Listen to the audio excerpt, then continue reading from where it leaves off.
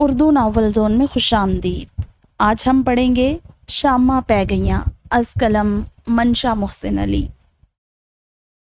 میں نہیں چاہتا کہ سب اس طرح ہو۔ آخر ہم تینوں اپنی زندگی کے اس موڑ پر اداکاری کرنے میں کیوں مصروف ہو گئے ہیں؟ کہیں ہم نے اپنا اصل کھو تو نہیں دیا؟ ان تینوں نے اپنی زندگی کے بہت سارے مسائل اس میز کے گرد بیٹھ کر سلجھائے تھے، مگر یہ پہلی بار تھا کہ آج وہ تینوں کھانے کی میز پر بیٹھ کر بھی اپنے مسائل نہیں سلجھا پائے تھے۔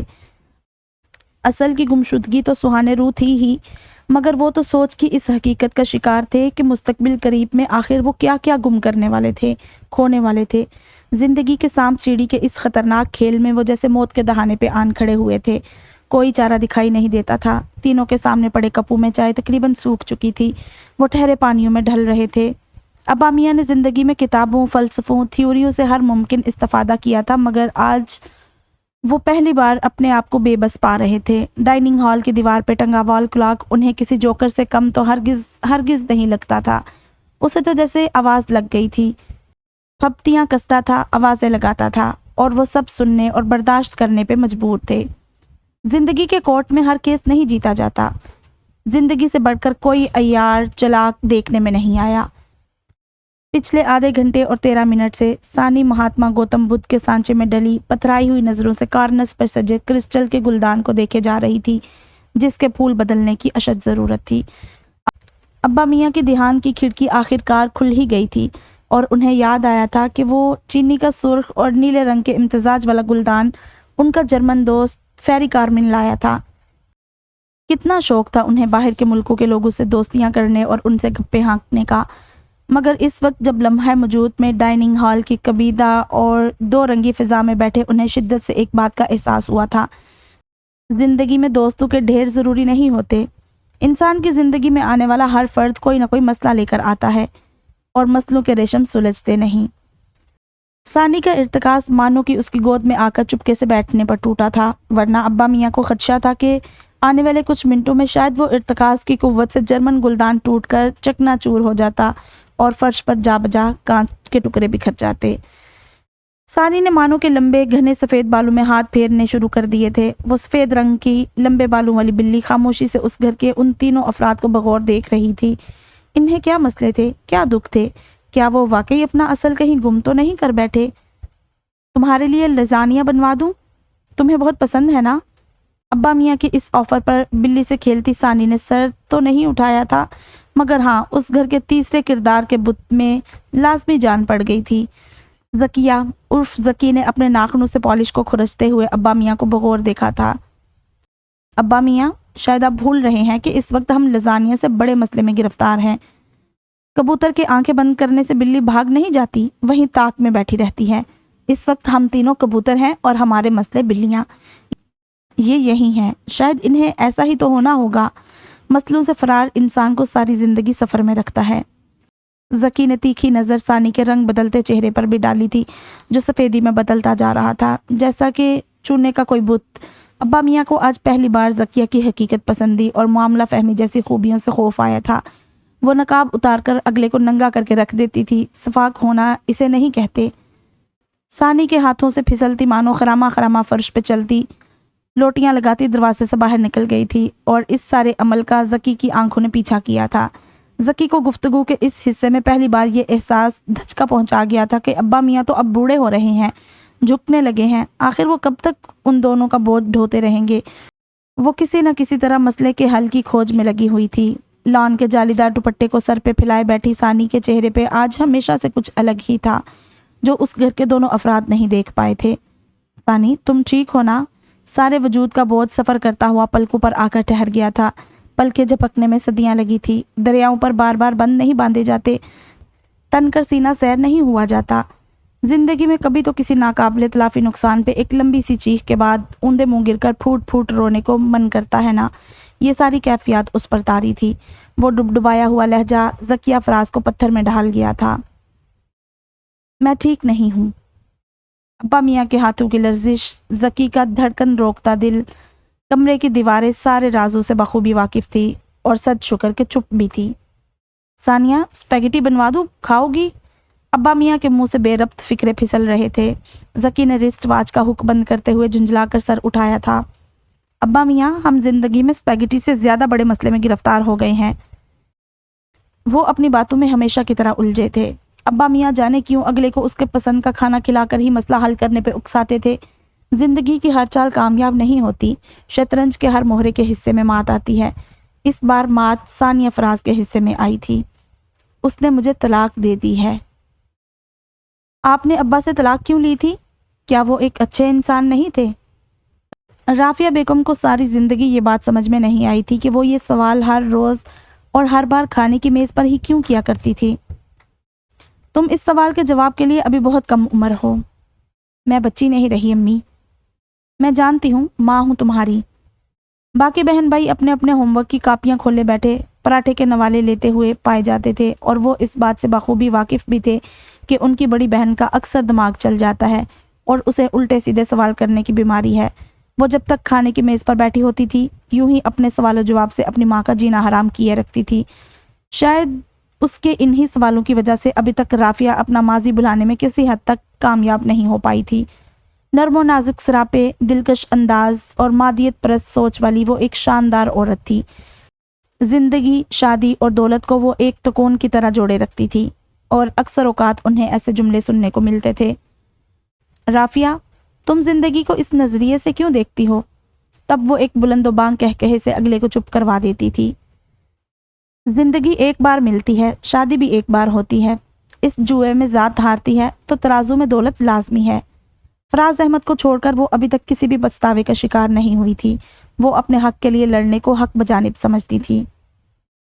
تم سوالوں سے زیادہ اپنی پڑھائی پر توجہ کیوں نہیں دیتی ثانیہ؟ میں اپنی کلاس کی سب سے ذہین لڑکی ہوں۔ شیک پیتی ہوئی وہ اچھا خاصا برا مان گئی تھی۔ اسے اپنے راز چھپانے میں بڑا مزہ آتا تھا۔ وہ اپنی اکیلی خود ہی دوست تھی۔ لمبی دوپہروں میں اس کا زیادہ تر وقت گھر کے پچھلے حصے میں بنے باغیچے میں گزرتا تھا۔ جھولے پہ بیٹھے بیٹھے کبھی تو وہ نیند میں بھی چلی جاتی تھی۔ باغیچے کے سارے پھولوں کی گنتی اسے ازبر تھی۔ وہ اس بات سے بھی واقف تھی کہ باغ میں کتنے گھونسلے تھے، کن کن پرندوں کے تھے، اور ان گھونسلوں میں پڑے ننھے بچوں اور انڈوں کی صحیح تعداد تک سے بھی وہ واقف تھی۔ زندگی اس کے لیے سراپا حیرت تھی، اور وہ حیرت کی دلداش ادائی۔ اسکول سے واپسی پر وہ سڑکوں کے پتھر اڑاتی ہوئی آتی تھی۔ وہ بے شک ایک اچھے اسکول میں پڑھ رہی تھی، جانے کیوں اور کیسے اس میں کمپلیکسز بڑھنے لگے تھے جن کی نوعیت اور گہرائی سے وہ قطعاً انجان تھی۔ سائنس اسے بور اور عجیب سی مشینی تاثر والی لگتی تھی۔ رنگوں، بارشوں اور شاعری میں اس کی جان تھی۔ انٹر میں کالج میں داخلے سے پہلے گھر میں گمسان کارن پڑا تھا، جب اس نے اطمینان اور سکون سے ہمیشہ کی طرح اپنی ماں کی خوشی کو غارت کیا تھا۔ میں انٹر میں سائنس نہ لینے کا سوچ چکی ہوں۔ فیاض صاحب، جو کبھی رافیہ اور اس کی بیٹی کے معاملوں میں نہیں پڑتے تھے، وہ بھی سر اٹھا کر دیکھنے لگے تھے۔ چلی سوس کا ڈبہ اٹھاتی رافیہ پل بھر کو جیسے تھم سی گئی تھی۔ کیا کہہ رہی ہو تم؟ میں نے کچھ ٹھیک سے سنا نہیں۔ وہ سرد لہجہ ریڑھ کی ہڈی میں سنسناہٹ دوڑا کر رکھ دینے والا تھا، مگر ثانیہ فراز پر اس کا چندہ اثر نہ ہوا تھا۔ مجھے آگے آرٹس پڑھنا ہے۔ یہ اس کا اطمینان اور سکون بھرا فیصلہ کن لہجہ رافیہ کا اطمینان تباہ کر کے رکھ دیتا تھا۔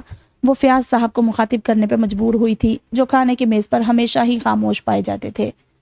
فیضی، ذرا اس لڑکی کو دیکھے تو، یہ کیا کہہ رہی ہے کہ آگے سائنس نہیں پڑھنی؟ یہ تو سائنس اور ٹیکنالوجی کا دور ہے۔ سائنس اور بزنس فیلڈ ٹاپ پر ہیں۔ آرٹس میں گھسی پٹی شاعری اور کہانیوں کے سوا کچھ نہیں ہوتا۔ ہر کامیاب انسان نے سائنس نہیں پڑھی ہوتی، اور تم ان کامیاب لوگوں میں سے ہو بھی نہیں۔ رافیہ نے بے بسی سے فیاض صاحب کو دیکھا تھا، جو ٹیشو باکس سے ٹیشو کھینچتے اٹھ گئے تھے۔ سوری، مجھے آپ دونوں ماں بیٹی کے مسئلوں سے کوئی دلچسپی نہیں ہے، آپ خود ہی سب سلجھائیں۔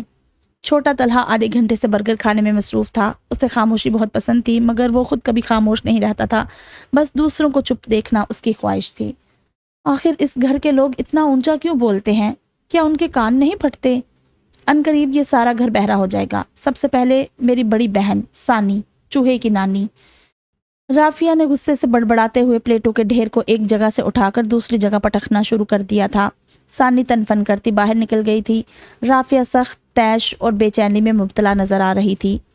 میں بھی دیکھتی ہوں کیسے تم آرٹس لیتی ہو۔ وہ شام ہنگامے کی نظر ہو گئی تھی۔ ذکی ریسیور تھامے کھڑی کی کھڑی رہ گئی تھی۔ جب بھی وہاں سے کوئی ایسی کال آتی تھی، وہ زمین میں کیل کی طرح گڑ کر رہ جاتی تھی۔ وہاں سے آنے والی فون کالز کے بعد اسے کافی وقت لگتا تھا خود کو سنبھالنے میں، اور کچھ بھی ڈپریسنگ سوچنے سے کبھی کامیاب ہو جاتی تھی اور کبھی نہیں۔ اب بھی وہ عجیب خاموشی اور گم گو کی سی کیفیت میں تھی۔ دوسری طرف رافعہ برابر بولے جا رہی تھی۔ اپنے باپ سے کہنا کہ ابھی تک ثانیہ گھر نہیں آئی۔ جانے کیوں ذکیہ نے ان کے الفاظ میں پریشانی تلاشنی شروع کر دی تھی، مگر وہاں تو صرف ذمہ داری غالب تھی۔ وہ آپ کی بیٹی ہے، صرف میری بیٹی نہیں ہے، فراز باپ ہے اس کا، اور جس گھر میں رہتی ہے وہ کون ہے اس کے؟ ذکیہ فراز نے ہر ایسے موقع پر رافعہ بیگم کی سانسیں روک کر انہیں گمسم کیا تھا۔ آج کال ملانے سے پہلے وہ کتنی دعا گو تھی کہ کم از کم آج کے دن تو ان کی اس سے بات نہ ہو، جو لگی لپٹی رکھے بغیر اگلے کو چاروں شانے چت کر کے رکھ دیتی تھی۔ وہ دونوں غیر محسوس انداز میں ایک دوسرے سے متنفر تھی اور اس بات سے بخوبی واقف بھی تھی۔ وہ آپ کے گھر میں رہتی ہے آنٹی، آپ ماں ہیں اس کی، آپ کو تو اس کے بارے میں ہر چھوٹی سے چھوٹی اور بڑی سے بڑی بات کی خبر ہونی چاہیے۔ اس کی تو وہ سگی اولاد ہے نا۔ مجھے امید ہے کہ آپ دوبارہ کبھی بھول کر بھی اس گھر میں کال کرنے کی زحمت نہیں کریں گی۔ کال کب کی کٹ گئی۔ اس شام ذکی نے کسی گلدان کے پھول نہیں بدلے، کوئی تاریخی ناول نہیں پڑھا، بس گارڈن میں ٹہلتی ہوئی زمین ناپتی رہی۔ جانے وہ کہاں گئی ہوگی، کیسی ہوگی، گھر واپس آئی ہوگی یا نہیں، وہ گھر سے بار بار باہر کیوں بھاگ جاتی ہے، کیا وہ لوگ اس پہ ظلم کرتے ہیں؟ خیر مجھے کیا، میں کیوں اتنا سوچ کر پریشان ہو رہی ہوں۔ اضطراب نے اسے بالکل بے بس کر کے رکھ دیا تھا۔ چائے پیتے ہوئے ابا میاں نے اس کی پیشانی کی گہری ہوتی لکیروں کو بغور دیکھا تھا۔ کوئی پریشانی ہے کیا؟ چائے پیتے ہوئے وہ مسکرانے کی کوشش کر رہی تھی۔ نہیں ابا میاں، آپ سے ایک سوال پوچھوں؟ ہاں بھائی پوچھو۔ آپ سب سے زیادہ کس سے محبت کرتے ہیں؟ سوال بہت سنجیدہ تھا۔ کچھ مہینے کے وقفوں سے یہ سوال لازمی دہرایا جا رہا تھا اور ابا میاں ابھی تک اس سوال کے عادی نہیں ہو پائے تھے۔ وہ ہنسنے لگے تھے، یہاں تک کہ آنکھیں پانی بن گئی تھی۔ چائے کا کپ تھامے وہ منتظر بیٹھی تھی۔ تم سے؟ اور یہیں آ کر وہ اضطراب کے جال سے نکلی تھی۔ گلدانوں کے پھول بدلے تھے، تاریخی ناولز کی ورق گردانی شروع ہو گئی۔ ابا میاں حیرت سے ذکیہ فراز کا یہ انداز دیکھ رہے تھے۔ انسان بھی نہ بس۔ تیسری بار ٹھوکر کھا کر کھڑے ہوتے ہوئے وہ یہ جان گئی تھی کہ اپنا بوجھ خود ہی ڈھونا ہوگا اور کوئی نہیں اٹھانے آئے گا۔ زندگی کی یہ حقیقت کتنی تلخ اور شفاق ہوتی ہے کہ آپ ہی اپنے لیے ہوتے ہیں، کوئی بھی دوسرا آپ کے ساتھ نہیں ہوتا۔ دوپٹے سے خود کو ڈھانپتے وہ سڑکوں پہ تنہا چل رہی تھی۔ آسمان کا رنگ دھیرے دھیرے بدل رہا تھا۔ یخ بستہ ہواؤں کے ساتھ بارش کی بوندیں اس کے ہاتھوں پر پڑی تھی۔ سڑک کے کناروں کے ساتھ ساتھ چلتے لوگوں میں کوئی بھی تنہا نہیں تھا، ہر کسی کے ساتھ کوئی نہ کوئی تھا۔ وہ اپنی ہتھیلیوں کی لکیروں کو بس دیکھتی رہ گئی تھی۔ شام کا رستہ تھا، تنہائی، وحشت اور اداسی تھی۔ تھکن سے چور نڈھال ہو کر ثانیہ فراز نے اپنے آپ کو گھر کے دروازے پر کھڑا پایا تھا۔ اوپر چھاجو چھاج آسمان برس رہا تھا اور ادھر دل کی بستی سیلاب میں آ گئی تھی۔ دوپٹے میں مقید وہ ساملے پاؤں آج جانے کہاں کہاں کی خاک چھانتے رہے تھے۔ سب سے پہلے طلحہ کی نظر پڑی تو وہ چلایا، ثانی چوہے کی نانی آ گئی۔ رشین سلاد کھاتے فیاض صاحب نے معمول کے انداز میں اسے دیکھا تھا اور دوبارہ پھر سے سلاد ٹھونگنے لگ گئے تھے۔ واقعی انہیں ان دونوں ماں بیٹی کے مسئلوں سے کوئی بھی سروکار نہیں تھا۔ رافعہ بیگم کچن سے ڈونگا لے کر باہر آئی تھی، اسے دیکھ کر ٹھٹکی تھی اور ان کے تنے ہوئے اعصاب لمحے بھر کو ڈھیلے پڑے تھے۔ تم آ گئی ثانیہ؟ ہمیشہ کی طرح معمول کا بس ایک سوال، اور جواب میں سیڑھیاں چڑھتی اس کی خاموشی۔ کھانا کھاؤ گی؟ کیسا پرتکلف سا انداز تھا۔ وہ رکی نہیں، پلٹی اور انہیں دیکھا۔ امی میں آرٹس ہی پڑھوں گی۔ آج رافعہ بیگم ایک بات تسلیم کرنے پہ مجبور ہو گئی تھی کہ فراز کی دونوں بیٹیوں کو رافعہ بیگم کو منٹوں میں چپ کرانا آتا تھا۔ وہ گہری سانس لے کر رہ گئی تھی۔ زندگی انہیں عجب موڑ پہ لے آئی تھی۔ کالج میں آرٹس کے مضامین لے کر اس کی کلاسز شروع ہو چکی تھی۔ کالج ایک نئی دنیا تھی جہاں کی دلچسپیوں اور ترجیحات میں جا کر وہ پچھلی باتوں، مسئلوں اور لوگوں کو بھول جاتی تھی۔ دوست بنانا تو خیر وہ اب بھی نہیں سیکھی تھی۔ زیادہ وقت سائنس بلاک کی سیڑھیوں، نہر کنارے اور نوٹس بورڈ کے گرد ہجوم کو دیکھنے میں گزر جاتا تھا، یا پھر لائبریری کی مقدس خاموشی میں وہ علامہ اقبال کے فلسفہ خودی کی کتابیں پڑھنے میں گم ہو جاتی تھی۔ پہلے وہ کم گو تھی، مگر کالج جا کر تو وہ جیسے بولنا ہی بھول گئی تھی۔ آخرکار خدا خدا کر کے اس نے اپنی طرح کی ایک دوست مریم عرف مومی ڈھونڈ ہی لی تھی، جس کو کھانے پینے کا کافی شوق تھا اور اس کا بیگ ہمہ وقت چپس، پاپڑ اور چاکلیٹ سے بھرا رہتا تھا۔ عام روٹین کے علاوہ لیکچر کے دوران بھی اس کا منہ چلتا رہتا تھا۔ وہ ایک فوڈی گرل کے طور پہ مشہور تھی۔ پورا کالج اس کی نظروں میں رہتا تھا اور تازہ ترین اپڈیٹس اس کے پاس ہوتی تھی۔ مومی ایک زندہ دل لڑکی تھی جو کہ ثانی میں بھی زندگی کے الیکٹرک شاکس دوڑانا چاہتی تھی۔ وہ اکثر اسے پاس بٹھا کر نصیحتیں کرتی، میری جان، زندگی کے مسئلے جھمیلے کبھی ختم نہیں ہوں گے، مگر ہم انسان لازمی ختم ہو جائیں گے، اس لیے ضروری ہے کہ زندگی کا ہر لمحہ اچھے سے اچھا گزارو، مسئلے تو چلتے ہی رہیں گے، روز روز رونے پیٹنے سے تو آنکھیں بھی رونے کی عادی ہو جاتی ہیں، آنسو اچھے لگنے لگتے ہیں، اٹھو اور خبردار جو ایسا روتا بسورتا منہ بنایا، بہت ماروں گی تمہیں، آؤ چنا چاٹ کھانے چلتے ہیں۔ قدم چنا چاٹ کی طرف بڑھے تو زندگی کے مسئلوں کی کڑواہٹ ذرا کم پڑ گئی تھی۔ ثانیہ فراز نے بھی کہکہوں کا ساتھ دینا شروع کر دیا تھا اور اس میں زندگی جاگنا شروع ہو گئی تھی۔ تو یہ طے تھا کہ دوست دوستوں کو بدلنے میں لمحے لگاتے ہیں، پھر کہے تو گونجتے ہی ہیں۔ رافعہ بیگم اور فراز صاحب نے گاڑی کے دو پہیوں کی طرح زندگی گزارنے کی اپنی پوری کوشش کی تھی، مگر بے سود۔ وہ دونوں اپنی ان کوششوں میں کامیاب نہیں ہو پائے تھے۔ جانے اس سب میں قصور کس کا تھا؟ اپنی والدہ کے مجبور کرنے پہ انہوں نے رافعہ جیسی طرح حسین اور دلکش لڑکی سے شادی تو کر لی تھی، مگر آگے آنے والی زندگی ان دونوں کے لیے کچھ خاص اچھی ثابت نہیں ہوئی تھی۔ وہ جتنی آئیڈیلزم کی قائل اور مادیت پرستی کے جنون میں مبتلا تھی، وہ اتنے ہی حقیقت پسند، سادہ اور کفایت شعار انسان تھے۔ رافعہ کو ان کی یہ کفایت شعاری اور سادگی ایک آنکھ نہیں بھاتی تھی، جس کا اظہار وہ اکثر اپنی گفتگو میں کرتی رہتی تھی۔ اس گھر اور میری زندگی میں آنے والے دنوں میں کچھ بھی آسانی سے نہیں بدلنے والا، ہاتھ ہلکا رکھ رکھ کر بھلا کب تک زندگی گزاری جا سکتی ہے؟ ایسے چھوٹے گھروں کے مسئلے تو کبھی بھی ختم نہیں ہوتے، بس گھروں کے مکین ضرور اگلے جہان سدھار جاتے ہیں۔ آخر تمہیں کیا کمی ہے اس گھر میں؟ اتنا اچھا کھانے پینے اور پہننے اوڑھنے کو مل رہا ہے تمہیں، تم زندگی میں آخر اور کیا چاہتی ہو؟ ان چونا لگی دیواروں والے گھروں میں زندگی گزر جائے گی، دال اور سبزی گوشت غریبوں کے گھر ہی پکتا ہے، کپڑا لتا خریدنے سے پہلے جیب کو دیکھنا پڑتا ہے کہ گنجائش ہے بھی یا نہیں۔ وہ دونوں الفاظ کی جنگ سے نہ ہارتے تھے، روز روز کے جھگڑوں نے طول پکڑ لیا تھا۔ فراز صاحب خاموش طبع آدمی تھے، آئے روز کی چپکلش نے انہیں ڈپریشن میں مبتلا کر دیا تھا۔ ہر شادی بیاہ کا تہوار اور عید کی خوشیاں جھگڑوں کی نظر ہو جاتی تھی۔ وہ ہر ممکن اس سب سے بچنے کی کوشش کرتے تھے، مگر کب تک؟ والدہ اور رافعہ کی آئے دن کی چپکلش اور بات بے بات جھگڑوں نے گھر کا ماحول مکدر کر دیا تھا، اور پھر والدہ کے انتقال کے بعد گھر میں وہ دو افراد ہی بچے تھے، مگر جن کی آپس میں بنتی ہی نہیں تھی۔ رافعہ آئے دن میکے کے چکر لگاتی پائی جاتی تھی، گھر کی صفائی، اپنے کپڑے دھونے سے لے کر کھانا پکانے تک وہ سارے کام خود کرنے لگے تھے۔ یہ نہیں تھا کہ رافعہ کو کچھ بنانا نہیں آتا تھا یا اس کے ہاتھ میں ذائقہ نہیں تھا، بلکہ اس کے ہاتھ کے پکے کھانوں کی سارے خاندان میں دھوم تھی۔ جو بھی کھاتا تھا انگلیاں چاٹتا رہ جاتا تھا۔ کبھی کبھی اتوار کی صبح ناشتے کی میز پر وہ سمجھاتے ہوئے نظر آتے تھے، مگر ڈھاک کے وہی 3 پات رافعہ کبھی بھی انہیں نہیں سمجھ سکی تھی۔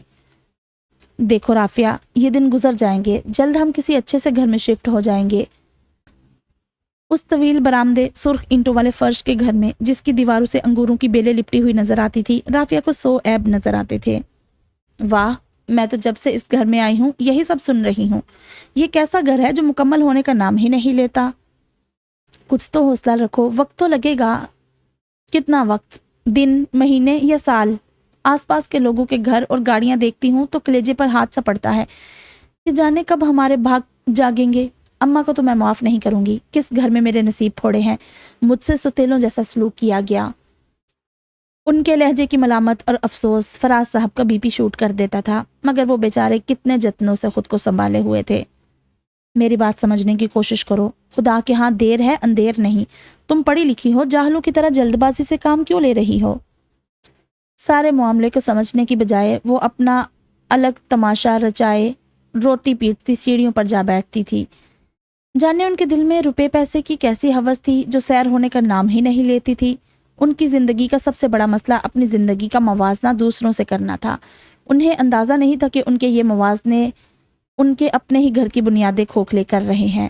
موازنوں کی وجوہات چاہے جو کچھ بھی ہوں، مگر یہ گھروں کو سلامت نہیں رہنے دیتے، اور یہی رافعہ بیگم کی سب سے بڑی غلطی تھی۔ اسی غلطی کی وجہ سے وہ پچھتانے والی تھی۔ حسد، موازنہ، اسراف، پیسے کی ہوس جیسی اخلاقی بیماریوں نے انہیں فراز صاحب سے علیحدگی پر مجبور کر دیا تھا۔ میں اس وقت 4 سال کی تھی جب امی اور ابو دونوں میں علیحدگی ہو گئی۔ امی نے مجھے اپنے پاس رکھ لیا اور کبھی ابو سے ملنے نہیں دیا۔ میں کوئی 2 یا 3 بار ہی ان سے عید کے موقع پر ملی ہوں گی۔ ثانیہ فراز کی داستان حیات سنتے ہوئے صدا کی چٹوری مومی چپس کا تیسرا پیکٹ کھول رہی تھی۔ کچھ لڑکیاں ایڈمن بلاک کے سامنے والے گارڈن میں لوکاٹ کے درخت پر ٹنگی ہوئی تھی اور کھٹے رسیلے لوکاٹوں کی شاہی دعوت اڑا رہی تھی جو مزے کے ساتھ ساتھ مفت بھی ہوتے تھے۔ ڈیزائنر گروپ کپڑوں پر بحث کر رہا تھا جن کی آوازیں وقفے وقفے سے گونجتی تھی۔ اف، کتنے مہنگے ہوئے ہیں یہ برانڈڈ کپڑے، بس ان کا نام بکتا ہے ورنہ کوالٹی کچھ خاص نہیں ہوتی۔ میں نے جو کرتا لیا تھا اس میں کوئی 5 کٹ لگے ہوئے تھے۔ ہر انسان کی اپنی اپنی دلچسپیاں اور معیار تھے اور ہر ایک دوسرے سے منفرد اور الگ شناخت کا مالک تھا۔ چند فٹ کے فاصلے پر ادب کی دلدار مخلوق بھی بحث مباحثے میں مشغول تھی۔ نمرا مت پوچھو، جو علی زرون اور تہذیب حافی کی شاعری ہے۔ تہذیب حافی کی پرسنالٹی بھی غضب کی ہے۔ سائنس گروپ کی اپنی پریشانیاں تھیں۔ فروا میرے لٹمس کا رنگ ریڈ نہیں ہوا، اس کا مطلب میرا تجربہ اس بار بھی فیل ہوگا۔ ثانیہ یوں ہی لوگوں کے ہجوم میں گم ہو جاتی تھی۔ لوگوں کی زندگیوں میں دلچسپیوں کے کیسے محور تھے۔ لوگ ہنستے تھے، بولتے تھے اور اپنے دل کی بڑھاس نکالتے تھے۔ سنہری دھوپ پھیلی ہوئی تھی۔ مینا دم سادے تھکی تھکی شاخوں پر بیٹھی تھی۔ مومی نے مفت کوک کارٹن پیک ثانی کو پکڑاتے ہوئے مدابرانہ سے انداز میں نصیحت کی تھی۔ اتنا نہ سوچا کرو، زندگی مشکل ہو جائے گی۔ زندگی پہلے ہی بہت مشکل ہے مریم، بھلا سوچنے یا نہ سوچنے سے کیا فرق پڑے گا؟ بس کبھی کبھی تو بندہ اچھے الفاظ بھی منہ سے نکال لیتا ہے۔ ارے بھائی، زندگی جیو، ہنسو، کھلکھلاؤ۔ پہلے ہی بوڑھی اور کنوتی روحوں کے زمین پر بوجھ بہت ہیں۔ کم از کم میں نہیں چاہتی کہ تم بھی ان میں اضافے کا باعث بنو۔ تم کہہ سکتی ہو چونکہ تم قاری ہو، کہانی کا وہ کردار نہیں ہو جس پہ گزرتی ہے، جو لمحہ لمحہ مرتا ہے۔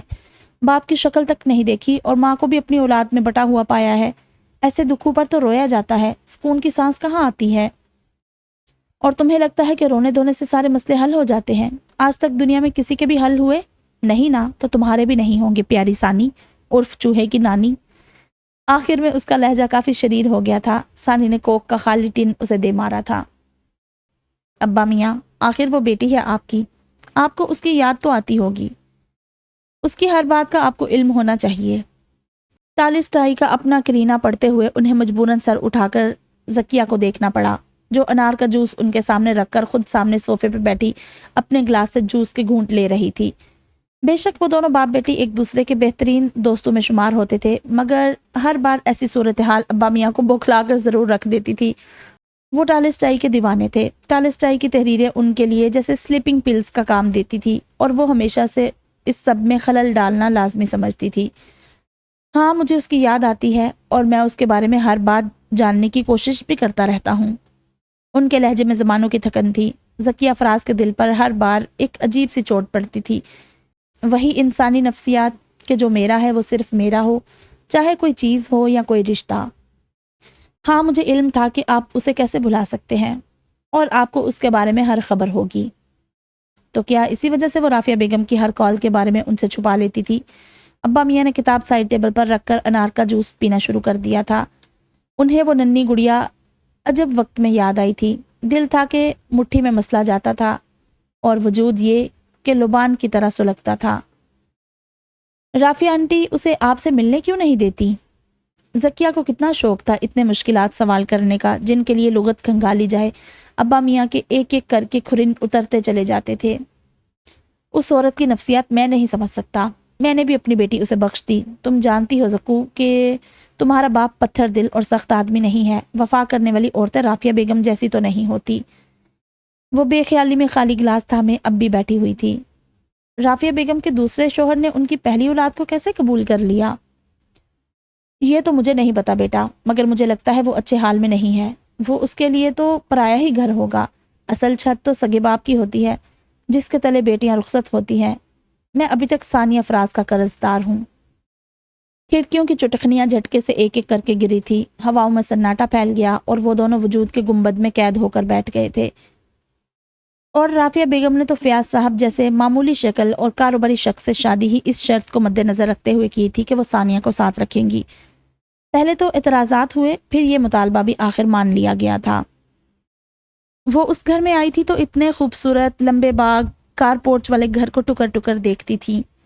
پہل تو اسے یہ گھر اچھا لگا تھا، مگر بعد میں پائیں باغ کے علاوہ اسے کچھ بھی تو اچھا نہیں لگا تھا۔ گارڈن میں باہر کے ملکوں کے پھول پودے تھے، جہاں ایک الگ تھلگ سی دنیا آباد تھی۔ وہ دن کا بیشتر حصہ مالیوں کے چلتے ہوئے ہاتھوں کو دیکھتی رہتی تھی۔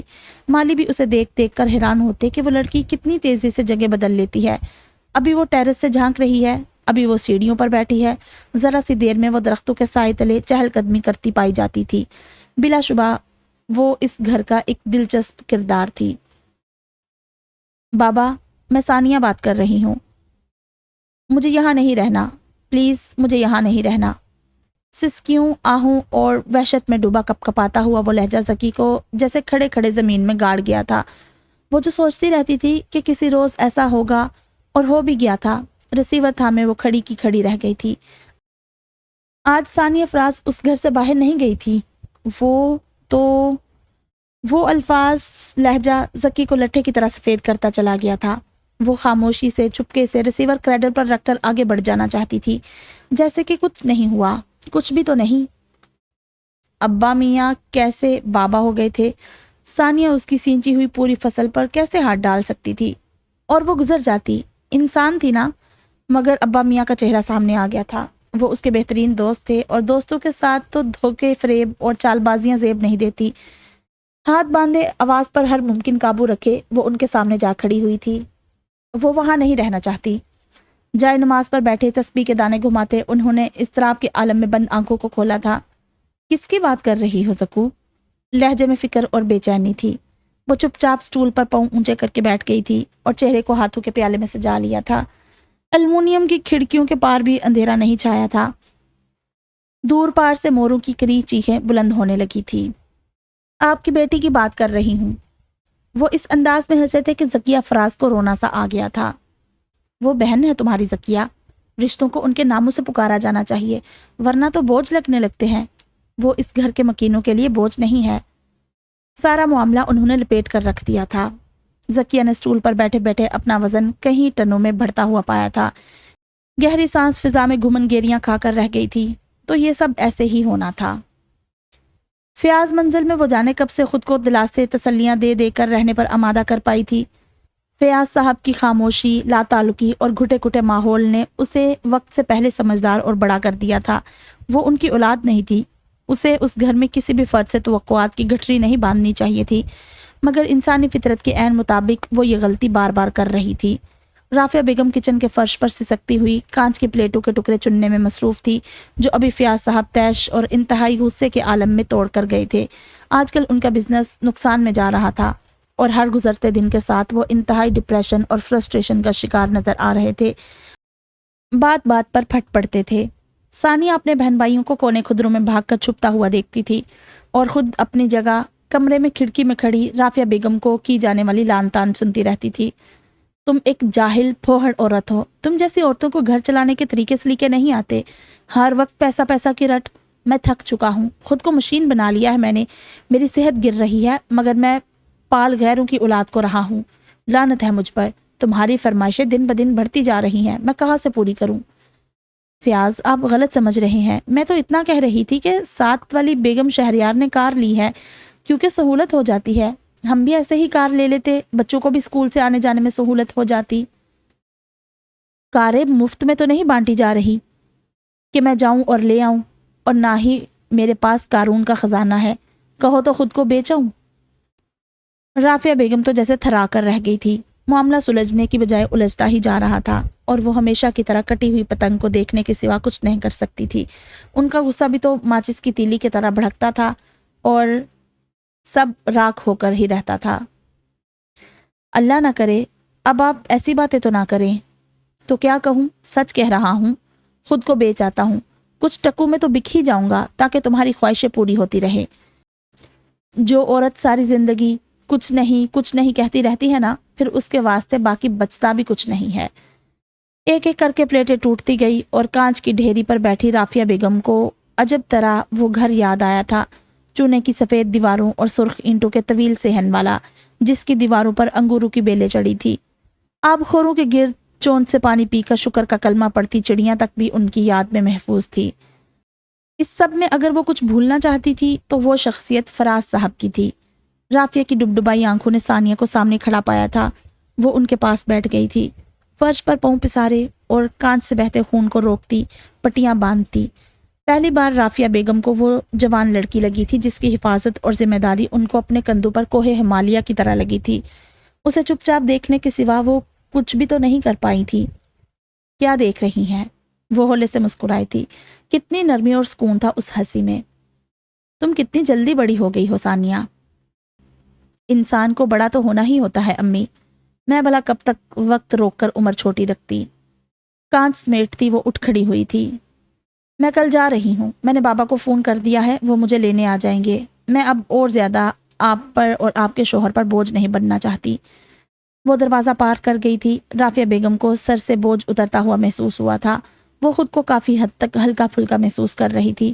جو فیصلہ لینے میں وہ ہچکچاہٹ کا شکار تھی، وہ ثانیہ نے پل بھر میں لے لیا تھا۔ جلال سکندر نے ان دیواروں پر دیوانہ وار ہاتھ پھیرتے ہوئے لمس کو محسوس کرنے، کھوجنے کی اور پرکھنے کی کوشش کی ہے۔ لوگ، وقت اور جگہ کبھی انسانوں کا انتظار نہیں کرتی، اپنی جگہ حیت بدل لیتی ہیں، مگر وہ دیواریں آج بھی وہی ساکت و جامد جلال سکندر کی منتظر کھڑی ہیں۔ دیواریں حرارت سے لبریز ہیں۔ دیواریں بھی تو کتنی بڑی نعمت ہوتی ہیں کہ کبھی کبھی ہماری ساری زندگی کی تھکن کو چوس لیتی ہیں اور انسان کو خالی اور ہلکا کر کے رکھ دیتی ہیں۔ یہی اس کے ساتھ بھی ہو رہا ہے۔ آنکھوں کا کھارا نمکین پانی رخساروں سے ہوتا ہوا منہ میں گھل سا گیا ہے۔ اس کا دل چاہ رہا ہے کہ وہ یہیں بیٹھ کر چیخ چیخ کر رو دے، ساڑی بھڑاس نکل جائے۔ دیواروں کے ساتھ لگے سفیدے کے فلک بوس درخت سر اٹھا اٹھا کر اس خوبرو اور دلکش نقوش والے شخص کو دیکھ رہے ہیں۔ ان درختوں نے جلال سکندر کا بچپن، لڑکپن دیکھا ہے اور اب جوانی دیکھ رہے ہیں۔ وہ اسے نہیں بھولے ہیں۔ وہ سویٹ ہوم کی 16 سیڑھیاں بار بار گنتا ہے، ہنستا ہے اور چھوٹی انگلی سے آنسو پرے اچھال دیتا ہے۔ جلال سکندر کے لیے یہی عمارت اس کے رشتے اور گھر ہیں جہاں اس نے اپنی زندگی کے 26 سال گزارے ہیں۔ ثانیہ فراز کسی ڈمی کی طرح بے جان وجود کے ساتھ اس گیٹ سے باہر آئی تھی۔ ذکی کو اس گیٹ سے 2 چھوٹے بچے اور ایک بچی بھی جھانکتی نظر آئی تھی۔ وہ جانے کس حال میں کار کی طرف آئی تھی، آخری بار پلٹ کر دیکھتے ہوئے اس کی آنکھیں لمحہ بھر کو بھر آئی تھی۔ سارے مالی حویلی کے اس پر اسرار اور دلچسپ کردار کو اداسی سے جاتا ہوا دیکھ رہے تھے۔ سارے منظرنامے میں وہ اتنی رچی بسی ہوئی تھی کہ اب اس کے بنا تو جیسے باقی سب ادھورا رہ جانے والا تھا۔ پائیں باغ کے درختوں کے چھتنا رسائے اور سیڑھیاں، وہاں کوئی کوہ کاف کی پری مٹر گشت کرتی ہوئی اب نظر نہیں آنے والی تھی۔ ذکیہ نے چھوٹے سے گول مٹول سے بچے کو ثانی کا دوپٹہ پکڑتے دیکھا تھا۔ ثانی، چوہے کی نانی، کہاں جا رہی ہو؟ رافیہ بیگم نے سارے بچوں کو پیچھے ہٹا لیا تھا۔ جانے والی کو وہ نہیں روکنے والی تھی۔ وہ دھم سے آ کر گاڑی کی پچھلی سیٹ پر گری تھی۔ اس کا سارا وجود جیسے ہولے ہولے کولنج کے مریض کی طرح لرز رہا تھا۔ ذکی چاہ کر بھی اس کے کندھوں پر ہاتھ نہیں رکھ پائی تھی۔ وہ تو ابھی تک ان کیفیات کے زیر اثر تھی جب ابا میاں اس کے سر پر کھڑے اس سے پوچھ رہے تھے، زکو چلو گی میرے ساتھ؟ وہ سمجھی تھی شاید اردو بازار جانا ہو جہاں وہ اکثر پبلشرز کی دکانوں پر کتابیں خریدنے جایا کرتے تھے۔ فٹ پاتھ کے کنارے پرانی کتابوں کے ڈھیر کے پاس کھڑے گرد آلود کتابوں کی مٹی جھاڑتے، ورق گردانی کرتے اور پھر کارٹن میں پیک کر کے کار کی ڈکی میں ڈالے گھر لے آتے تھے۔ وہ کل والی کال یکسر بھول چکی تھی۔ تو کیا ثانیہ فراز اس کی یادداشت کے خانوں سے نکل چکی تھی؟ کہاں جانا ہے؟ ناخن فائل کرتی وہ بہت مطمئن نظر آتی تھی۔ حیدرآباد جانا ہے، اور یہیں آ کر یادداشت کا بلب روشن ہوا تھا اور وہ ساری کتھا کا سراغ پا گئی تھی۔ ٹھیک ہے چلیں ابا۔ پاؤں من کے بھاری ہو رہے تھے، سوچے وجود کے گرد جال سا بننے لگی تھی۔ جانے وہ کیسی ہوگی، مجھے اس کے ساتھ ابا میاں کے علاوہ کیا کیا شیئر کرنا پڑے گا۔ میں اپنے کمرے میں اسے ہرگز بھی جگہ نہیں دوں گی، میری بلا سے وہ جہاں بھی رہے۔ وہ سب کچھ طے کر کے آئی تھی، اب ثانی کا بغور جائزہ لے رہی تھی۔ موٹی کالی آنکھیں، ستواں ناک اور قابل قبول نقوش کے ساتھ وہ سامنے رنگ کی لڑکی، جس میں کسی کو بھی پہلی نظر میں متاثر کرنے والی کوئی بھی خاصیت نظر نہیں آتی تھی۔ جانے کیوں اسے دیکھ کر ذکی کے دل میں سکون کی لہر دوڑتی چلی گئی تھی۔ پھر وہی بات، ہائے رے فطرت، میں اور صرف میں۔ جلال سکندر نے سرسبز لان کی مٹی کی بھربھری خاک کو ہاتھوں کی انگلیوں سے گزار کر کچھ محسوس کرنے کی کوشش کی ہے۔ یہ مٹی تو اس کی گوڑی سہیلی تھی، خوشبودار، رازدار۔ جب ذات کی چٹخنیاں ٹوٹ کر گرتی ہیں تو انسان وحشت میں مبتلا ہو کر کوئی نہ کوئی جائے پناہ ڈھونڈ رہا ہوتا ہے۔ اس مٹی میں اسے پناہ ملتی تھی اور وہ یہیں لیٹ جاتا تھا اور مٹی ماں ہو جاتی تھی۔ اس کے سارے دکھ درد سمیٹ لیتی تھی۔ وہ اپنی ذات کے سارے سوال لے کر گھومتا رہتا تھا۔ لیڈی فہمیدہ اسے خصوصی توجہ سے نوازتی تھی۔ سویٹ ہوم کے سارے بچوں میں وہ الگ تھلگ اور منفرد نظر آتا تھا۔ خاموش طبع اور اپنے کام سے کام رکھنے والا وہ بچہ ان کا پسندیدہ ترین تھا، جس کو وہ خصوصی توجہ اور ہمدردی سے نوازا کرتی تھی۔ فہمی میم، میری امی کیسی تھی؟ وہ کوہ کاف کی پریوں جیسی تھی، حسین۔ ان کے سیاہ بال واقعی زمین کو چھوتے تھے۔ ہاں جلال، وہ بہت ہی خوبصورت بالوں کی مالک تھی، اور ان کے بالوں میں گلابوں کی کلیاں اٹکی رہتی تھی، اور وہ ہر شام ہیر وارث شاہ گاتی رہتی تھی۔ ان کی آواز کے سوز اور حزن کی وجہ سے کونجیں اپنی ڈار سے بچھڑ جاتی تھی۔ فہمیدہ قصوں کہانیوں کی شدائی تھی، اور انہوں نے جلال سکندر کے گرد بھی حقیقت کی تلخی کی بجائے تخیل، تصور کی حسین و جمیل چار دیواری قائم کرتی تھی تاکہ اس کی آگے کی زندگی سہل ہو جائے۔ زندگی تخیل کے آسمان تلے واقعی کبھی کبھار سہل ہو بھی جایا کرتی ہے۔ پہلے شکوک و شبہات دل سے چمٹے رہتے ہیں، مگر بعد ازاں دل اور دماغ سب تسلیم کر لیتے ہیں۔ وہ دن بدن انہیں حیران کرنے پہ تلا نظر آتا تھا۔ جیسے جیسے وہ بڑا ہو رہا تھا، اس میں شعور اور پختگی بڑھتی ہی جا رہی تھی۔ وہ اپنے سارے کام خود کرنے لگا تھا، اپنے میلے کپڑے تک خود دھوتا نظر آتا تھا۔ میں دھو دوں گی جلال، یہ میری ڈیوٹی ہے، اس کے مجھے پیسے ملتے ہیں، مگر میں چاہتا ہوں کہ آپ میرے کپڑے مت دھویا کریں۔ وہ اس کی باتوں پر حیران ہو جاتی تھی۔ مگر کیوں؟ میں نہیں چاہتا کہ میری میل کوئی دوسرا دھوئے۔ جو میری چیزیں ہیں وہ صرف اور صرف میری ذمہ داری ہیں لیڈی۔ سویٹ ہوم کے طویل روشن برآمدے میں آئرن سٹینڈ کے پاس وہ اپنے کپڑے استری کرنے کھڑا ہوتا تھا تو پاس پڑا باقی بچوں کے کپڑوں کا ڈھیر بھی پریس کر کے ہینگ کر جاتا تھا۔ صبح فجر اور عصر کی نماز کے بعد وہ واٹر ٹینک تھامے پودوں کو پانی دیتا ہوا مصروف نظر آتا تھا۔ بس ایک چیز ابھی بھی تبدیل نہیں ہوئی تھی کہ وہ سوال کرنا نہیں بھولا تھا۔ فقط اتنا سا ہوا تھا کہ سوالوں کی نوعیت بدل گئی تھی۔ لیڈی، جن کے ماں باپ نہیں ہوتے وہ بچے لاوارث ہوتے ہیں نا؟ نہیں جلال، صرف ماں باپ سے تو رشتہ نہیں ہوتا، ساری کی ساری کائنات سے ہم رشتے میں بندھے ہوتے ہیں۔ پیڑ، پھول، پہاڑ بھی ہمارے رشتے ہیں۔ ان کو وقت دو، ان کو سنو اور انہیں کچھ سناؤ، یہ تمہیں ضرور جواب دیں گے۔ وہ آملیٹ کو کانٹے سے پھینٹتا کتنا دل گرفتہ سا نظر آنے لگتا تھا۔ لیڈی، دنیا ماں باپ کا نام اور رشتہ چاہتی ہے۔ دنیا کے ہر سوال پہ توجہ نہیں دی جاتی۔ دنیا کے سامنے تو اپنی من مرضی کی جاتی ہے۔ ہم تم دنیا کو راضی رکھ ہی نہیں سکتے۔ سویٹ ہوم کی 16 سیڑھیوں پر بیٹھا وہ دنیا کی سوچ کو اپنی یادداشت سے حذف کرنے پہ عمل پیرا نظر آتا تھا۔ مجھے زندگی کا مقصد سمجھ میں نہیں آتا۔ وہ بچوں میں کھانا تقسیم کر رہی ہوتی اور وہ ساتھ ساتھ چلتا ہوا ان سے اپنے سوال جواب جاری رکھتا تھا۔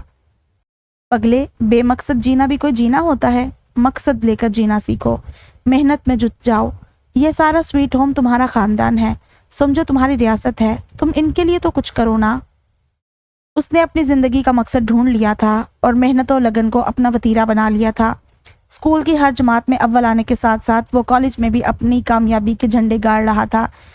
جب بھی وہ کوئی میڈل لے کر آتا تھا، لیڈی فہمیدہ اس کا چہرہ ہاتھوں کے پیالوں میں لے کر اس کی پیشانی کو چوم لیتی تھی۔ ہوم کے شیلف تمہارے میڈلز اور شیلڈ سے بھر چکے ہیں۔ روشن ستارہ کو تم پر فخر ہے بچے۔ روشن ستارہ کا فخر لالٹین کی طرح چمکنے لگتا تھا۔ میں اور بھی میڈل جیتنے کا ارادہ رکھتا ہوں۔ ہم اور بھی شیلف بنوانے کا سوچ رہے ہیں۔ جلال سکندر کا وہ خاندان تھا، حوالہ تھا جس سے وہ پہچانا جاتا تھا، جسے اس کے والدین جھولے میں لاوارثوں کی طرح پھینک گئے تھے، اسے اس خاندان نے اپنایا تھا۔ آج 26 سال بعد وہ اس خاندان کے لیے واپس آیا تھا۔ جلال سکندر جو ماہر آرکیٹیکٹ تھا اور جس کا کام دیکھنے والوں پر سحر طاری کر دیتا تھا، آج وہ انہی دیواروں، پیڑوں، برآمدوں، سیڑھیوں میں لمس ڈھونڈ رہا ہے، اور سارے کے سارے اسے آج بھی وہیں ملے ہیں جہاں وہ انہیں چھوڑ کر گیا تھا۔ وہ کار پورچ کے پاس کھڑی بیگ تھامے اندر سے آنے والی آوازوں کو بخوبی سن رہی تھی۔ وہ شاید اسے اندر بلانا بھول کر کسی نئی بحث میں الجھ گئے تھے اور وہ ڈھیٹوں کی طرح خود اندر جانے کا سوچ رہی تھی۔ ابا میاں، میں اپنا کمرہ شیئر نہیں کرنا چاہتی، آپ کو پتا ہے نا میری نیچر کتنی پوزیسو ہے۔ ابا میاں آج زکیہ کی یہ جون دیکھ کر حیران ہوئے تھے۔ معاملہ فہمی اور سمجھداری اس میں کوٹ کوٹ کر بھری ہوئی تھی، مگر آج وہ اس طرح سے کیوں ریئیکٹ کر رہی تھی، وہ سمجھنے سے یکسر قاصر تھے۔ زکو، وہ گھر چھوڑ کر آئی ہے، یہ اتنا چھوٹا فیصلہ نہیں تھا، اور وہ کوئی اجنبی بھی تو نہیں ہے۔ کم از کم مجھے تم سے اس رویے کی توقع ہرگز بھی نہیں تھی۔ تم نے مجھے مایوس کیا۔ وہ واپس پلٹے ہی تھے جب وہ بیگ تھامے کسی خوف زدہ ہرنی کی طرح انہیں لاؤنج کے دروازے پر کھڑی ہوئی نظر آئی تھی۔ آؤ آؤ بیٹا، یہ تمہارا اپنا ہی گھر ہے۔ وہ جھجکتے ہوئے ذرا آگے کی طرف بڑھ آئی تھی۔ آپ فکر مت کریں، میں اکیلی رہنے کی عادی ہوں، وہاں میں 12 سال اکیلی رہی ہوں، مجھے ڈر نہیں لگتا، میں اندھیروں سے خوف میں مبتلا نہیں ہوتی۔ گہرے سانولے رنگ کی وہ لڑکی اب کتنی بہادر اور نڈر لگ رہی تھی، جو پچھلے 4 گھنٹوں میں دوپٹہ منہ پر دیے ہچکیوں سے روتی سے سکتی ہوئی آئی تھی۔ ابا میاں اسے مہمان خانے میں لے آئے تھے۔ ہلکے کریم کلر کے پینٹ والی وہ دیواریں ثانیہ افراز کو بہت بھائی تھی۔ دیواریں بھی کتنی اچھی سہیلی ہوتی ہیں، جو کہ آپ کی ساری تھکن، بے چینی اور اضطراب کو چوس کر شانت کر دیتی ہیں، اور اسے تو ویسے بھی دیواروں سے ٹیک لے کر بیٹھنے کی پرانی عادت تھی۔ کب سے تھی اور کیوں تھی، یہ بات تو اس کی یادداشت سے بھی تقریباً محو ہو چکی تھی۔ تمہیں کھانے میں کیا پسند ہے؟ وہ ابا میاں کو کیا بتاتی کہ 12 سالوں میں یہ سوال کبھی اس سے نہیں پوچھا گیا تھا، ورنہ ضرور انہیں درست جواب دے پاتی۔ میں رزق کو نہ نہیں کہتی، سب کھا لیتی ہوں بابا۔ فراز صاحب کی سماعتوں میں لفظ بابا نے رس گھول دیا تھا۔ وہ اس کے ہاتھ پکڑ کر بیٹھ گئے تھے۔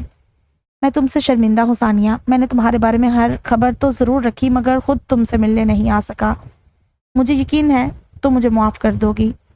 وہ زندگی میں پہلی بار یہ انداز دیکھ رہی تھی اور لفظ سن رہی تھی۔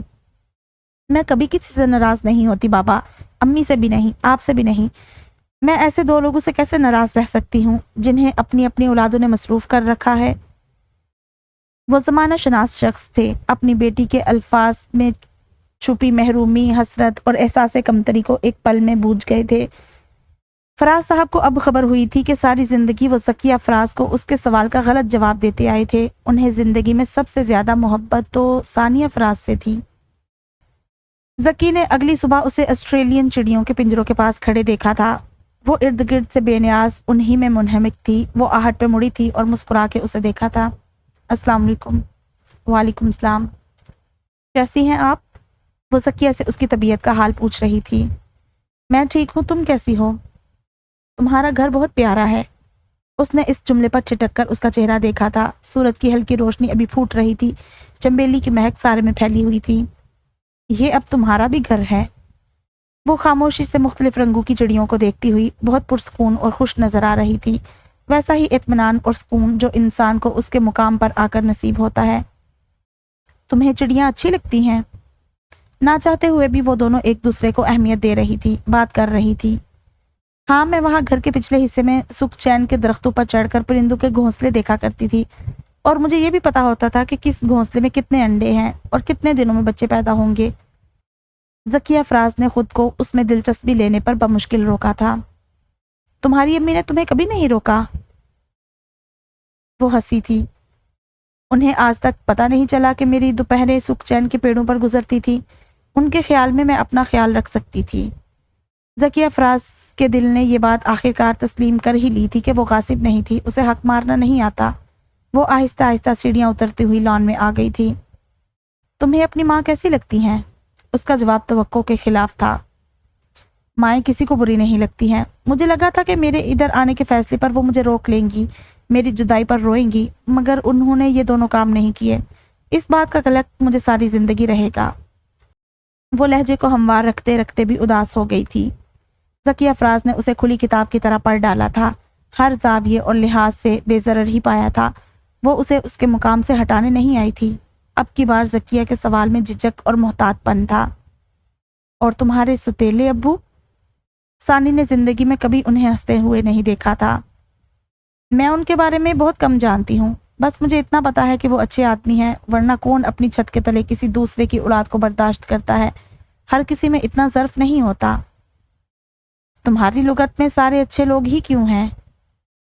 بس میں لوگوں کو ان کے مقام پر رکھ کر جج کرتی ہوں، کبھی اپنی طرف اور صرف اپنے نقطہ نظر سے دیکھا ہی نہیں۔ کچھ لوگ اتنے سادے ہوتے ہیں کہ ان کے بارے میں ہماری ساری تلخیاں، دکھ اور شکوے دھل کر صاف ہو جاتے ہیں۔ ابا میاں، میں آپ سے سخت شرمندہ ہوں۔ ایپرن باندھے کڑاہی میں پکوڑیاں تلتے ہوئے وہ انتہائی سنجیدہ موڈ میں تھے اور ذکی انہیں راضی کرنے کی کوششوں میں تھی۔ ساتھ ساتھ وہ ایک نظر سامنے سلیب پر ٹالسٹائی کے ناول کے صفحات پر بھی ڈال لیتے تھے۔ وار اینڈ پیس نوبل انعام یافتہ ناول تھا جو جانے کتنی ہی زبانوں میں ترجمہ ہو چکا تھا۔ وہ ایک اچھی قاری ہونے کے ساتھ ساتھ ایک اچھے कुक بھی تھے. ان کی کوکنگ کا ایک زمانہ متعارف تھا. کچن کی کھڑکیوں کو سفید چھوٹے پھولوں والی بیلوں نے گھیر رکھا تھا. آپ کو پتہ ہے نا، امی کے گزر جانے کے بعد میں آپ کے بارے میں، اس گھر سے جڑی ہر شے کے بارے میں بہت پوزیسو ہو گئی ہوں. آپ کو میری عادت کے بارے میں بخوبی علم ہے. آخر اس چھوٹے سے جرم کی سزا مجھے کب تک ملتی رہے گی؟ وہ ایک ہفتے سے انہیں منانے کی ناکام کوششیں کر رہی تھی اور وہ برابر نظر انداز کر رہے تھے.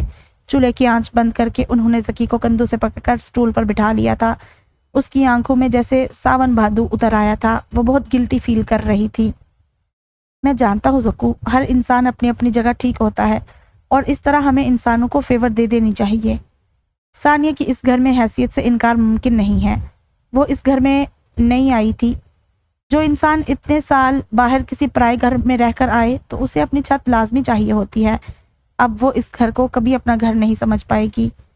پہلے روز کی نیند بے اعتباری کی نظر ہو جائے تو عمریں لگ جاتی ہیں اعتبار کی نیند آتے. کھڑکیوں کے پار سے اندر آتی ہوئی ہوا نے وار اینڈ پیس کے صفحات پھڑ پھڑا کر رکھ دیے تھے اور مطلوبہ صفحے گم ہو گئے تھے. آئی ایم سوری، وہ رندی ہوئی آواز میں بولی تھی. بیٹیاں معافی مانگتی ہوئی اچھی نہیں لگتی. انہوں نے اس کے سر پر چپت لگاتے ہوئے پکوڑوں کی پلیٹ اس کے سامنے رکھی تھی. وہ شام فراز منزل کی یادگار شاموں میں سے ایک تھی. وہ خوشگپیاں کرتے ہوئے چائے پیتے رہے تھے. ذکی نے ثانی کا سامان مہمان خانے سے اٹھا کر اپنے کمرے میں رکھ لیا تھا. زندگی نے انہیں ایک ساتھ رہنا، کھانا پینا، ہنسنا سکھا دیا تھا.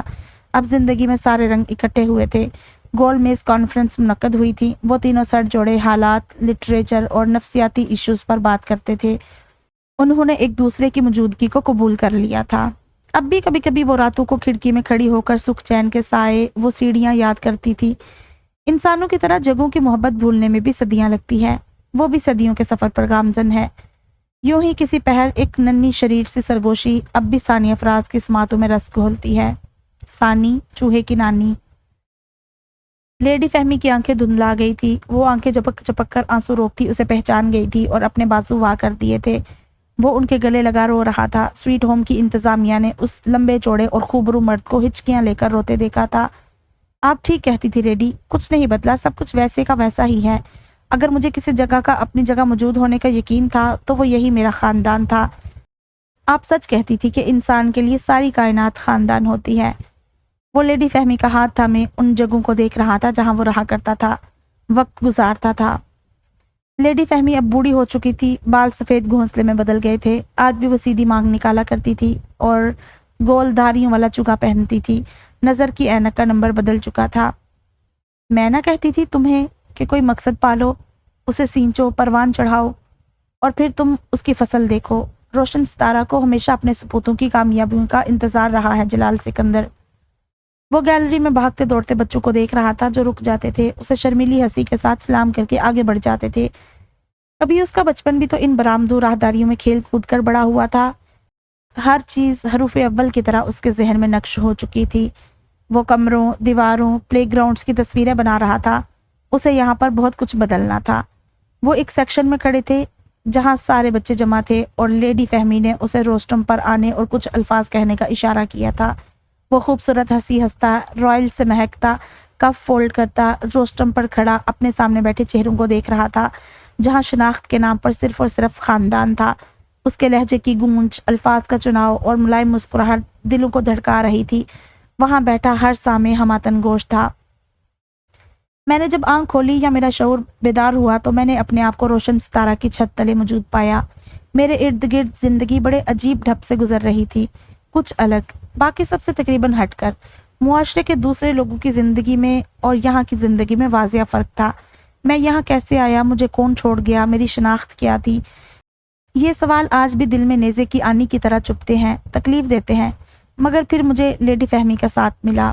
کچھ لوگ فرشتہ نہیں ہوتے مگر وہ فرشتوں جیسے ضرور ہوتے ہیں. لیڈی فہمی بھی ان چند نایاب لوگوں میں سے ایک ہیں. انسانوں کو سوال اور جواب کی کھوج تھکا دیتی ہے. مجھے کبھی سوالوں کی کھوج نے نہیں تھکایا اور میرے جوابوں نے انہیں تپانے سے باز رکھا. انہوں نے میری تربیت کی، مجھے پاؤں پاؤں چلنا سکھایا اور ساری کائنات کو میرا خاندان بنا دیا. بہت چلاک ہیں لیڈی. جانے کیوں ساری زندگی ہم شناخت کے پیچھے بھاگتے ہیں. امارت، حسب نسب، ذات پات، یہ سب چیزیں انسانیت سے بڑی ہوتی ہیں کیا؟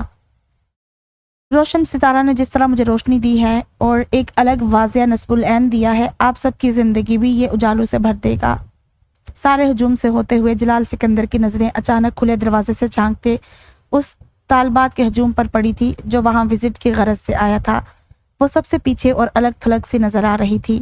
نفاست سے دوپٹہ اوڑھے، فولڈر تھامے، اس کی نظریں روسٹم کی طرف اٹھی تھی اور پھر اٹھنا بھول گئی تھی۔ وہ دونوں ایک دوسرے سے واقف تھے، دونوں کی آنکھوں میں پہچان کے رنگ اتر آئے تھے۔ ثانیہ فراز نے وہاں سے ہٹنے میں ایک لمحہ لگایا تھا۔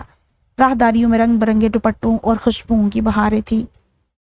وہ ایک ہفتے سے اس ساملی سلونی لڑکی کو پارک میں چہل قدمی کرتے ہوئے دیکھ رہا تھا۔ وہ ارد گرد سے بالکل بے نیاز نظر آ رہی ہوتی تھی، چہرے پر بلا کا سکون اور ملاحت ہوتی تھی۔ کبھی کبھار دونوں کی ایک دوسرے کی طرف نظر اٹھ جاتی تھی اور شناسائی کے رنگ آنکھوں میں آ کر ٹھہر جاتے تھے۔ وہ ایک بادلوں بھری شام تھی جب کوٹ کی جیبوں میں ہاتھ ڈالے جلال سکندر اس کے سامنے جا کھڑا ہوا تھا۔ کیسی ہیں آپ؟ لہجہ محتاط اور سنجیدہ سا تھا۔ وہ منرل واٹر کی بوتل تھامے کھڑی تھی۔ میں ٹھیک ہوں، آپ کیسے ہیں؟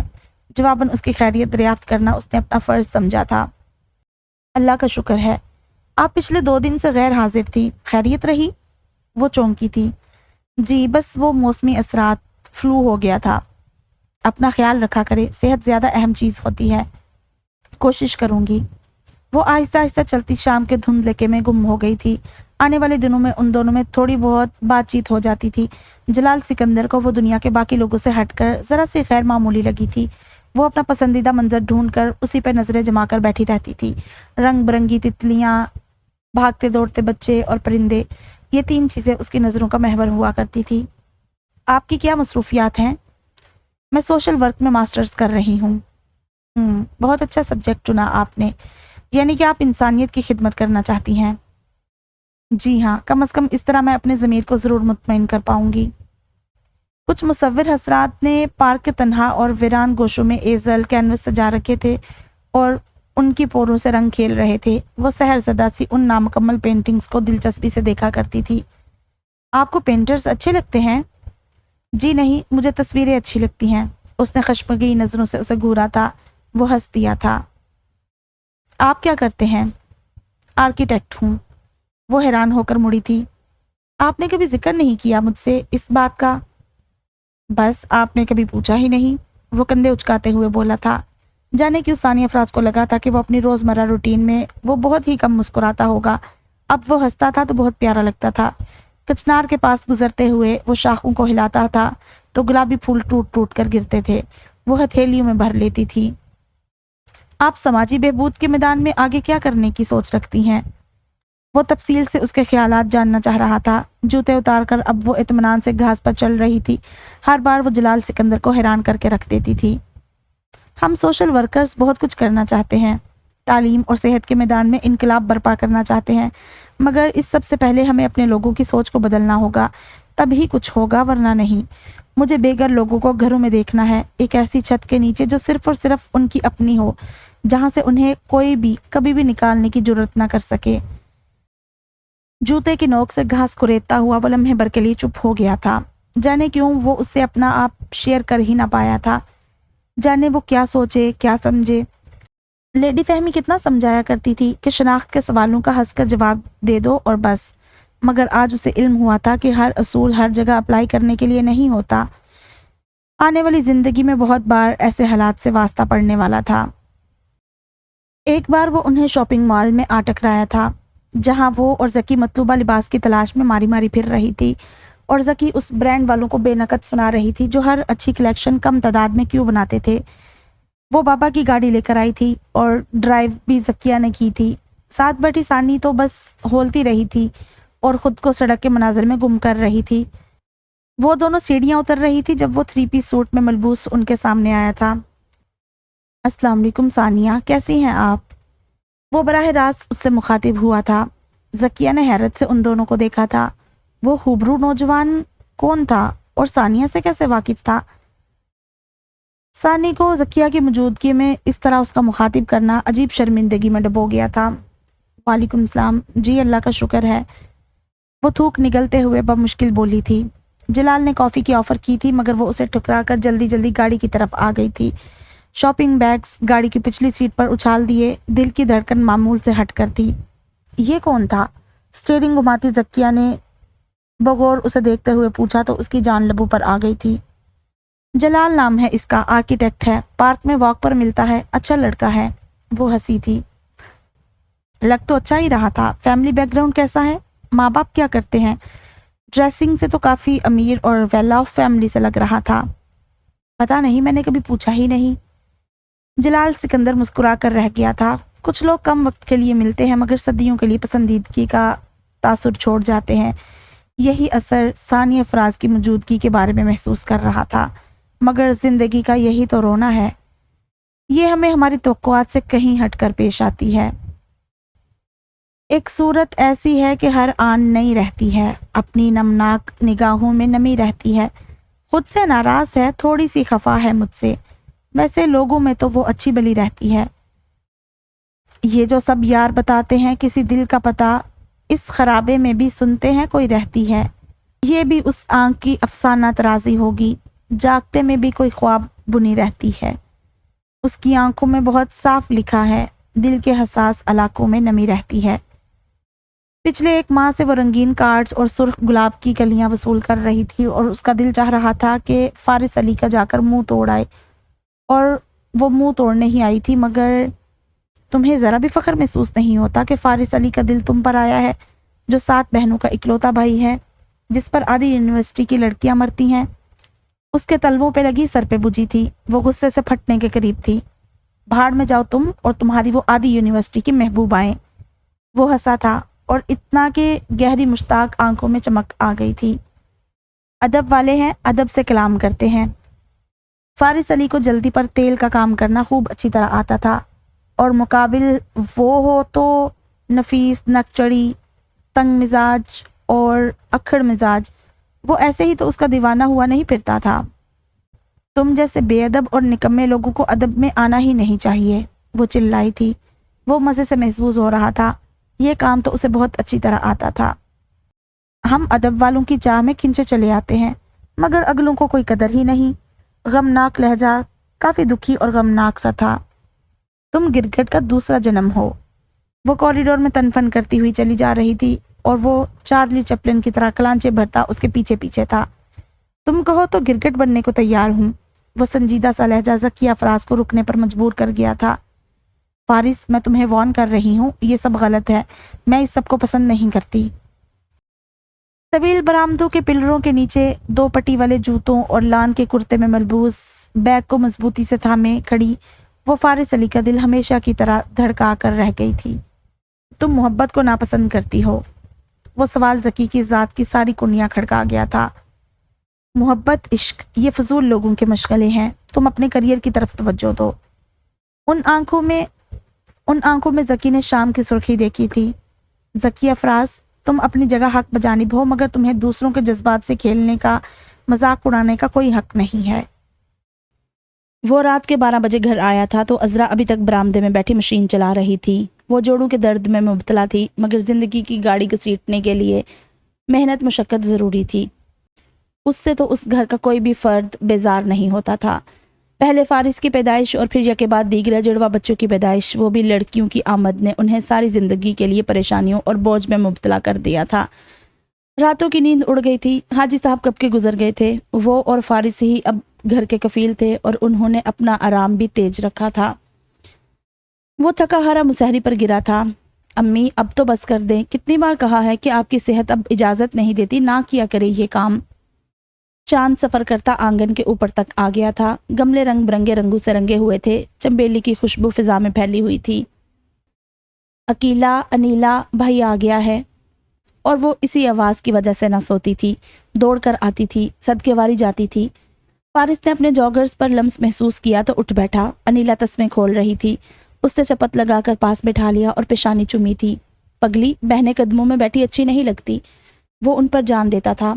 यूनी से फ्री होकर वो पार्ट टाइम कई जॉब्स करता था, ट्यूशन्स, फैक्ट्री, हॉकरी। वो यूनी में कोई 2-3 गिनी चुनी पेंट शर्ट्स बदल कर पहन कर जाता था, जो हमेशा साफ़ सुथरी होती थी, और इस हवाले से कभी भी वो शर्मिंदा नहीं हुआ था। وہ یونیورسٹی کے پاپولر اسٹوڈنٹس میں سے ایک تھا۔ کمال کا اعتماد اور خود شناسی کے ساتھ ساتھ خوبصورت مردانہ وجاہت لوگوں کو اس کی طرف کشاں کشاں کھینچ کر لے آتی تھی۔ وہ اپنی بہنوں سے بے پناہ محبت کرتا تھا اور اکثر یہی بات عذرا بیگم کو بھی سمجھاتا رہا تھا۔ امی، بیٹیاں بوجھ نہیں ہوتی، اگر ان کی تربیت اچھے سے کی جائے، اچھی تعلیم دی جائے، گھرداری اور ادب آداب سکھائے جائیں۔ اور اس نے انہیں تعلیم دینے میں کوئی بھی کسر باقی نہیں چھوڑی تھی۔ اور گھرداری، سینے پرونے، کھانے پکانے میں عذرا بیگم نے انہیں ایسا طاق کیا تھا کہ ان کے بنے کھانوں کی مہک سارے محلے میں پھیلی ہوتی تھی۔ ٹی وی اور رسالوں سے پڑھ پڑھ کر وہ دوسرے ملکوں کے کھانے بنانا بھی سیکھ چکی تھی۔ کھانے سے سر اٹھا کر فارس نے سامنے کھڑی سجیلا کو دیکھا تھا، جو روتی ہوئی موبائل کی روشن اسکرین اسے دکھا رہی تھی۔ وہ اس کی سب بہنوں سے یکسر مختلف اور الگ تھی، کرم کتابی تھی۔ وہ خاموش، طبع اور بہت کم اور مختصر بولنے والوں میں سے تھی۔ وہ اپنی زندگی کے ہر چھوٹے بڑے مسئلے کو لے کر فارس کے پاس آتی تھی، پہلے سامنے کھڑی انگلیاں چٹکاتی رہتی تھی، تمہید کے 4 لفظ سوچتی اور پھر مدعا بیان کرتی تھی۔ فارس نے موبائل کی اسکرین پر نظر ڈالی تھی اور کھانا بھول کر جھٹکے سے اٹھ کھڑا ہوا۔ وہ میڈیکل انٹری ٹیسٹ کی لسٹ تھی۔ پہلی لسٹ میں پہلے 10 لوگوں میں سجیلا امتیاز کا نام جگمگا رہا تھا۔ وہ کبھی سوچ بھی نہیں سکتا تھا کہ کبھی ایسا ہوگا۔ وہ دونوں بہن بھائی گلے مل کر پھوٹ پھوٹ کر رو رہے تھے۔ پگلی، آج تو نے اپنے بھائی کا کلیجہ ٹھنڈا کر دیا، بھائی صدقے۔ وہ اس کا سر اور پیشانی چومتے ہوئے رو رہا تھا، پھر بائک لے کر مٹھائی لینے بھاگا تھا۔ تنکو سے جڑے اس گھر میں خوشیاں دبے پاؤں آ کر انہیں حیران کر جاتی تھی۔ اس بار بھی ایسا ہی ہوا تھا۔ زندگی بھی بس کبھی کبھی۔ اس نے اپنی کلاس میں مٹھائی بانٹی تھی۔ فارس علی کے روشن اور چمکدار چہرے نے پل بھر کو زکیہ فراز کو جیسے حیران کر کے رکھ دیا تھا۔ کوئی بھائی اپنی بہن کی خوشی کو ایسے سیلیبریٹ کر سکتا ہے، وہ سوچ بھی نہیں سکتی تھی۔ بہت مبارک ہو فارس، وہ اسے مبارکباد دینے ڈپارٹمنٹ کی سیڑھیوں کے پاس آئی تھی۔ بہت شکریہ، ہم نے بہت محنت کی ہے زکیہ یہاں تک پہنچنے کے لیے۔ سجو بہت محنتی اور سمجھدار لڑکی ہے، ساری ساری رات وہ پڑھتی رہتی ہے، میں نے کبھی اس کے ماتھے پر شکن نہیں دیکھی۔ اس نے جانے کیسے ضرورتوں کو محدود کرنا سیکھ لیا ہے۔ وہ اپنے بھائی کو مشکل میں نہیں ڈالنا چاہتی۔ بہنیں کہاں بوجھ ہوتی ہیں، یہ تو مان ہوتی ہیں، رحمت ہیں۔ جو بھی تھا، وہ ایک بات ماننے پہ مجبور ہوئی تھی کہ سامنے کھڑا شخص جس کی پیشانی پہ بال بکھرے ہوئے ہیں، ستوا ناک کے نوک پر پسینے کی بوندیں جگمگا رہی ہیں، وہ محبت کرنا اور رشتوں کو نبھانا اچھی طرح جانتا ہے۔ گہری سانس لے کر سر کو اسبات میں ہلاتی وہ ہولے سے پیچھے ہٹی تھی کہ کہیں اس کے سحر میں مبتلا نہ ہو جائے۔ وہ کسی بھی ایسے لمحے کی گرفت سے خوف سا محسوس کرتی تھی۔ زکیہ، اسے رکنا پڑا تھا۔ میں اتنا برا تو نہیں ہوں؟ میں نے کب تمہیں برا کہا ہے فارس؟ نظر انداز بھی تو کرتی ہو مجھے۔ جو سوال تم کرتے ہو ان کے جواب میرے پاس نہیں ہوتے۔ میں اتنا مشکل انسان نہیں ہوں، وہ مسکرایا، اور میں آسانیوں کی عادی نہیں ہوں۔ ہر گزرتے دن کے ساتھ وہ ایک اندیکھے خول میں سمٹتی چلی گئی تھی، اور یہ بات گھر کے دونوں مکینوں نے بھی نوٹ کر لی تھی، اور وہ دونوں اس کی یہ حالت سوچنے سمجھنے سے قاصر تھے۔ سارا دن کمرے میں بند رہنے لگی تھی۔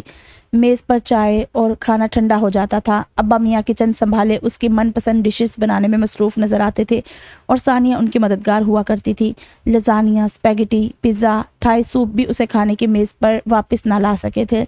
ابا میاں نے ساری زندگی شانتی اور سکون میں گزاری تھی، مگر عمر کے اس حصے میں آ کر وہ بھی چڑچڑے پن اور وحشت میں نظر آنے لگے تھے۔ اور ثانیہ فراز نے جس دن چینی کی پہلی پلیٹ ٹوٹی دیکھی، اسے یقین آ گیا کہ ابا میاں شیکسپیئر کی 7ویں سٹیج پر پہنچ چکے ہیں۔ شہریار اچھا لڑکا ہے، اپنا بزنس کرتا ہے اور شکل و صورت کا بھی برا نہیں ہے۔ ابا میاں نے زندگی کے سارے فیصلے جیسے کھانے کی میز پر کرنے ہوتے تھے، اور فیصلے سے پہلے مدعی کو پسندیدہ کھانا کھلانا تو وہ کبھی بھول ہی نہیں سکتے تھے۔ اسٹرابری کسٹرڈ کا پیالہ ثانی کے سامنے پڑا تھا۔ شاید فریزر کی کولنگ نے اسے سخت پتھر کی طرح کر کے رکھ دیا تھا، جو کھانے والے کے دانتوں کو توڑ کر رکھ دیتا۔ میں نے تمہاری ماں سے بھی بات کر لی ہے، اسے کوئی اعتراض نہیں ہے۔ ہر کوئی یہاں اپنی اپنی ذمہ داریوں سے بھاگ رہا ہے، مجھے یقین ہے کہ تمہیں کوئی اعتراض نہیں ہوگا۔ اس کے تصور میں جلال سکندر کی شبیہ لہرا کر رہ گئی تھی۔ لمحے بھر کو دل دھڑکنا بھولا تھا۔ کاش وہ اتنی بہادر تو ہوتی کہ زندگی سے آگے بڑھ کر، چھین کر، جھپٹ کر اپنا حق وصول کر لیتی، مگر کچھ لوگوں کو یہ فن، یہ ہنر ساری زندگی نہیں آتا۔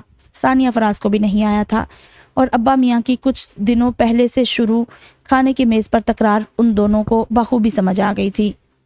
میں اپنی دونوں بیٹیوں کو اونچے حسب نسب اور گھر گاڑی والے گھر میں بیاہوں گا، تاکہ ساری زندگی وہ پائی پائی کے لیے محتاج نہ رہیں۔ حالات واقعات انسانوں کو کتنی جلدی بدل کر رکھ دیتے ہیں۔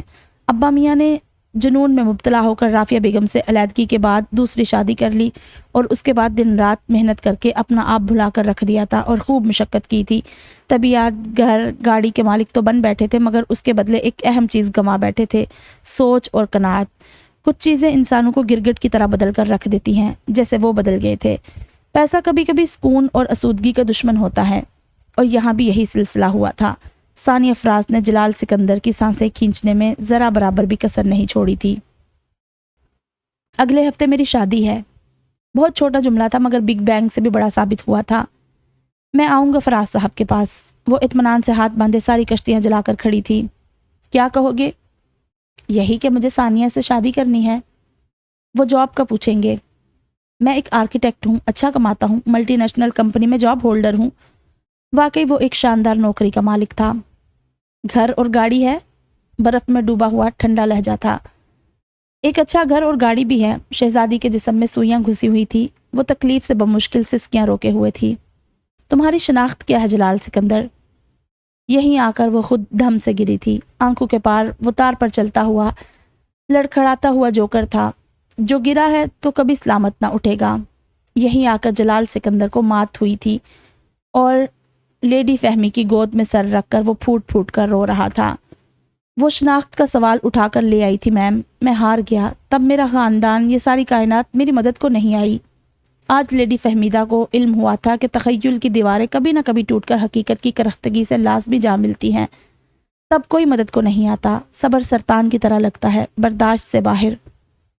ثانیہ فراز نے شہریار عرف شہری جیسے شخص کے ساتھ اپنی زندگی کے 2 اہم سال گزارے اور سمجھوتے میں کوئی کسر بھی باقی نہیں چھوڑی۔ کرختگی، سختی، غرور اور تکبر کا مجسمہ تھا وہ۔ جانے کتنے کنالوں کے اس طویل و عریض گھر میں وہ کسی بھٹکی ہوئی روح کی طرح گھومتی رہتی تھی۔ شہریار ایک نفسیاتی مریض ثابت ہوا تھا جو اپنی انا کی تسکین کے لیے اسے کھڑے کھڑے بے عزت کر دیتا تھا۔ سارے ملازموں کو اس خاموش طبع اور حلیم طبیعت مالکن پر ترس آتا تھا جو ہر ایسے موقع پر چپ رہتی تھی جیسے صبر اس کی گھٹی میں شامل تھا۔ وہ گھر میں گھومتے ہوئے دیواروں اور کھڑکیوں کو دیکھتی سوچتی تھی، دیواروں اور کھڑکیوں سے تو عمارتیں ہی بنتی ہیں، جانے گھر کیسے بنتے ہوں گے۔ کبھی کبھار پارک کی روش اور اس پر ساتھ ساتھ بھاگتا وہ یاد آنے لگتا تھا۔ وہ چھوٹی انگلی کی پور سے آنکھ کا آنسو صاف کرتی تھی۔ ایک سماجی ورکر دل کی بیماریوں کا علاج بھی کرتی ہے کیا؟ تمہیں کسی سماجی ورکر کی نہیں بلکہ ایک ہارٹ اسپیشلسٹ کی ضرورت ہے۔ وہ ہنستا تھا۔ دل کے ڈاکٹروں کے پاس میرے دل کی بیماری کا علاج نہیں ہے۔ دل کی پیوند کاری مجھے بھی نہیں آتی۔ وہ خود کو پودوں اور کچن کے کاموں میں مصروف کرنے لگی۔ شہری کبھی اسے کھرپی تھامے دیکھتا تو اس کا پارا ہائی ہو جاتا تھا، اس کے ناخن سانی کی کلائیوں میں کھپ جاتے تھے۔ تمہارے باپ نے تمہیں اور کچھ نہیں سکھایا؟ تم اب کسی ٹٹ پونجیے کی نہیں، ایک مشہور بزنس مین کی بیوی ہو۔ جواب میں طویل خاموشی اسے مزید طیش میں مبتلا کر دیتی تھی۔ جب بھی وہ کچن میں کام کر رہی ہوتی وہ اسے گھسیٹ کر باہر لے آتا۔ تم ملکہ ہو اس گھر کی، نوکرانی نہیں۔ جانے تمہیں نوکرانیوں والے کام کر کے کیوں سکون ملتا ہے؟ ان دونوں کا جوڑ ہی نہیں بنتا تھا۔ ان کی ذات اور دلچسپیوں میں 1000 طرح کے تضاد تھے جن سے وہ دونوں لڑ لڑ کر ہلکان ہو رہے تھے۔ وہ ایک بادلوں بڑی دوپہر تھی جب وہ پہلی بار لنچ تیار کر کے کھانا لگائے تیار ہو کر کھانے کی میز پر منتظر تھی۔ شہریار اسے اس طرح دیکھ کر پہلے حیران اور پھر خوش ہوا تھا۔ ثانیہ نے مثبت رپورٹ اس کے سامنے رکھی تھی اور خلاف توقع اس کے چہرے کے رنگ بدلنے لگے۔ وہ رپورٹ اڑتی ہوئی دور جا پڑی تھی۔ مجھے کوئی بچہ نہیں چاہیے، تم ختم کر دو اس کو۔ مجھے فی الحال یہ جھنجھٹ نہیں چاہیے۔ پہلی بار اس گھر کی دیواروں نے ثانیہ فراز کی آواز سنی تھی۔ مگر میں یہ بچہ چاہتی ہوں۔ اولاد کی نعمت اللہ ہر کسی کو نہیں دیتا، میں یہ بچہ ختم نہیں کروں گی۔ چہرے پر لگنے والے تھپڑ نے اسے خاموش کروا دیا تھا۔ وہ روتی ہوئی ابا میاں کے گھر آئی تھی۔ وہی میز، وہی گھر اور وہی تینوں تھے۔ ابا میاں نے چکن کارن سوپ اس کے سامنے رکھا تھا۔ یہ لو بیٹا، یہ میں نے خاص تمہارے لیے بنوایا ہے۔ ذکیہ اپنے ادیڑ بن میں بریانی کی پلیٹ میں چمچ گھماتی ادھر متوجہ نہیں تھی۔ ابا میاں، آپ شہریار کو سمجھائیں۔ اب کی بار ذکی نے آنکھیں چندیا کر ثانی کو دیکھا تھا۔ تو کیا اس گھر کے لوگ نفسیاتی مسائل کا شکار ہو رہے ہیں؟ ابا میاں نے کھانے کی میز پر کتاب تنہائی کے 100 سال پکڑی ہوئی تھی۔ بیٹا، میاں بیوی میں چھوٹے موٹے جھگڑے تو ہوتے رہتے ہیں، جو تمہارا شوہر کہے تم اس کی بات کو مان لو۔ وہ حیرت سے مڑنے کو تھی۔ وہ سوچ بھی نہیں سکتی تھی کہ اس گھر میں اسے ایسے مشورے سے نوازا جائے گا۔ آنسو پل بھر میں ٹپکنے لگے تھے۔ آپ ایسا کیسے کہہ سکتے ہیں؟ میری عمر اور تجربہ تم سے زیادہ ہے، تم لوگوں میں ابھی بچپنا زندہ ہے، وہ مجازی خدا ہے تمہارا، تم نے ساری زندگی اسی گھر میں رہنا ہے۔ ذکی کرسی دھکیلتی اٹھ کھڑی ہوئی تھی اور جب بولی تھی تو اس کے لہجے میں ترحم اور افسوس تھا۔ ابا میاں، آپ کسی ماں کو اس کے بچے کو قتل کرنے کا مشورہ کیسے دے سکتے ہیں؟ کم از کم مجھے آپ سے یہ امید نہیں تھی۔ ثانیہ فراز انہی قدموں پر کچھ کھائے پیے بغیر واپس اٹھائی تھی اور بعد میں ذکی کو خبر ملی تھی کہ اس نے ابارشن کروا لیا تھا۔ بارش کی بوندیں کھڑکیوں کے شیشے توڑنے پہ تلی ہوئی تھی۔ وہ اپنے وجود کو کمبل میں لپیٹے پام کے درختوں کو بھیگتا ہوا دیکھ رہی تھی۔ فون کان سے لگا ہوا تھا۔ ثانی، میں نے اس شخص کی آنکھوں میں تمہارے لیے کچھ خاص دیکھا تھا، وہ سچ تھا نا؟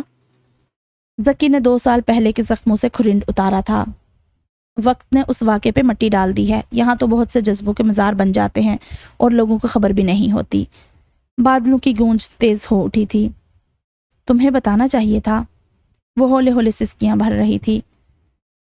ابا میاں نے گھر کی ضمانت دی تھی مجھے زکو، اور پتہ ہے زکو، عورت گھر کے جانسے میں سب سے زیادہ جلدی جذباتی ہو جاتی ہے۔ اور محبت کا کیا ہوا ثانیہ فراز؟ ذکیہ میز کا کونا تھامے اذیت میں مبتلا تھی۔ اب جا کر وہ دونوں سانج کے دکھ سے آشنا ہوئی تھی۔ بغیر کچھ کہے خاموشی سے ایک انکہی تھی جو ان دونوں کے درمیان آ گئی تھی۔ ابا میاں زندگی کو ضرورتوں اور حسب نسب کے ترازو میں تولنے لگے ہیں، جذبوں کی سچائی اور ایمانداری سے جیسے انہیں کوئی بھی مطلب نہیں ہے۔ حلق میں کانٹے چبھے تو اس نے پانی کا گلاس ہونٹوں سے لگا لیا تھا۔ ایک بات پوچھو زکو؟ ہاں پوچھو۔ وہ کون ہے؟ ذکیہ فراز کی آنکھوں میں فارس علی اتر آیا تھا۔ کلاس فیلو ہے میرا، فارس نام ہے اس کا، 7 بہنوں کا اکلوتا بھائی ہے وہ۔ یونیورسٹی کی آدھی لڑکیاں اس پہ مرتی ہیں۔ وہ کچھ یاد کر کے نم سے لہجے میں ہنسی تھی۔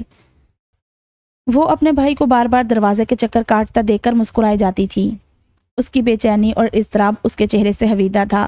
عذرا بیگم کو گئے ہوئے 4 گھنٹے ہونے کو آئے تھے اور جب وہ آئی تھی تو انہیں گہری چپ میں مبتلا دیکھ کر وہ ان سے کچھ پوچھنے کی جرت بھی نہیں کر پایا تھا۔ آخر کھانے کے بعد وہ پانی پیتے ہوئے خود ہی بولی تھی تو ان کے لہجے میں بہت اطمینان اور سکون تھا۔ بچے، بیٹیوں کے ماں باپ بہت سے مسئلوں سے نپٹ رہے ہوتے ہیں، ان کی چیز ہے، جسے چاہے اس کے حوالے کر دیں۔ فراز صاحب نے بھی کسی مصلحت کے تحت ہی انکار کیا ہے۔ فارس علی پہلے سے جواب جانتا تھا مگر پھر بھی دل میں جیسے کسی درد نے ہولے سے چٹکی کاٹی تھی۔ امی، انہوں نے کیا کہا؟ وہ سوال بہت مشکل تھا اور عذرا جانتی تھی کہ جواب دینا بھی انتہائی ضروری تھا۔ انہیں اپنی بیٹی کے لیے ایک عالیشان گھر اور گاڑی چاہیے، شاید انہیں اپنی اولاد کے لیے اسی میں بہتری نظر آتی ہے۔ وہ چپ کا چپ بیٹھا رہ گیا تھا، مگر یونیورسٹی میں اگلے دن وہ ذکیہ فراز کا راستہ روکنا نہیں بھولا تھا۔ تمہیں بڑا گھر اور گاڑی چاہیے؟ وہ بیگ کے سٹریپ کو ہاتھوں کی انگلیوں میں گھماتی رہی اور نظر ایک پل کو بھی نہیں چرائی تھی۔ میں ادھار کی زندگی جی رہی ہوں فارس علی، میں اپنے فیصلے ابھی خود کرنے کے قابل نہیں ہوئی ہوں۔ ابا میاں کہتے ہیں ابھی ہم میں بچپنا باقی ہے، اور بچوں کو تو گھر اور گاڑی کی چاہ ہوتی ہی ہے نا۔ وہ جیسے حواسوں میں ہی نہیں تھی۔ ابا میاں کے ساتھ اس نے بیٹھک کرنا بند کر دیا تھا۔ کتابیں پڑھے جسے صدیاں بیتی تھی۔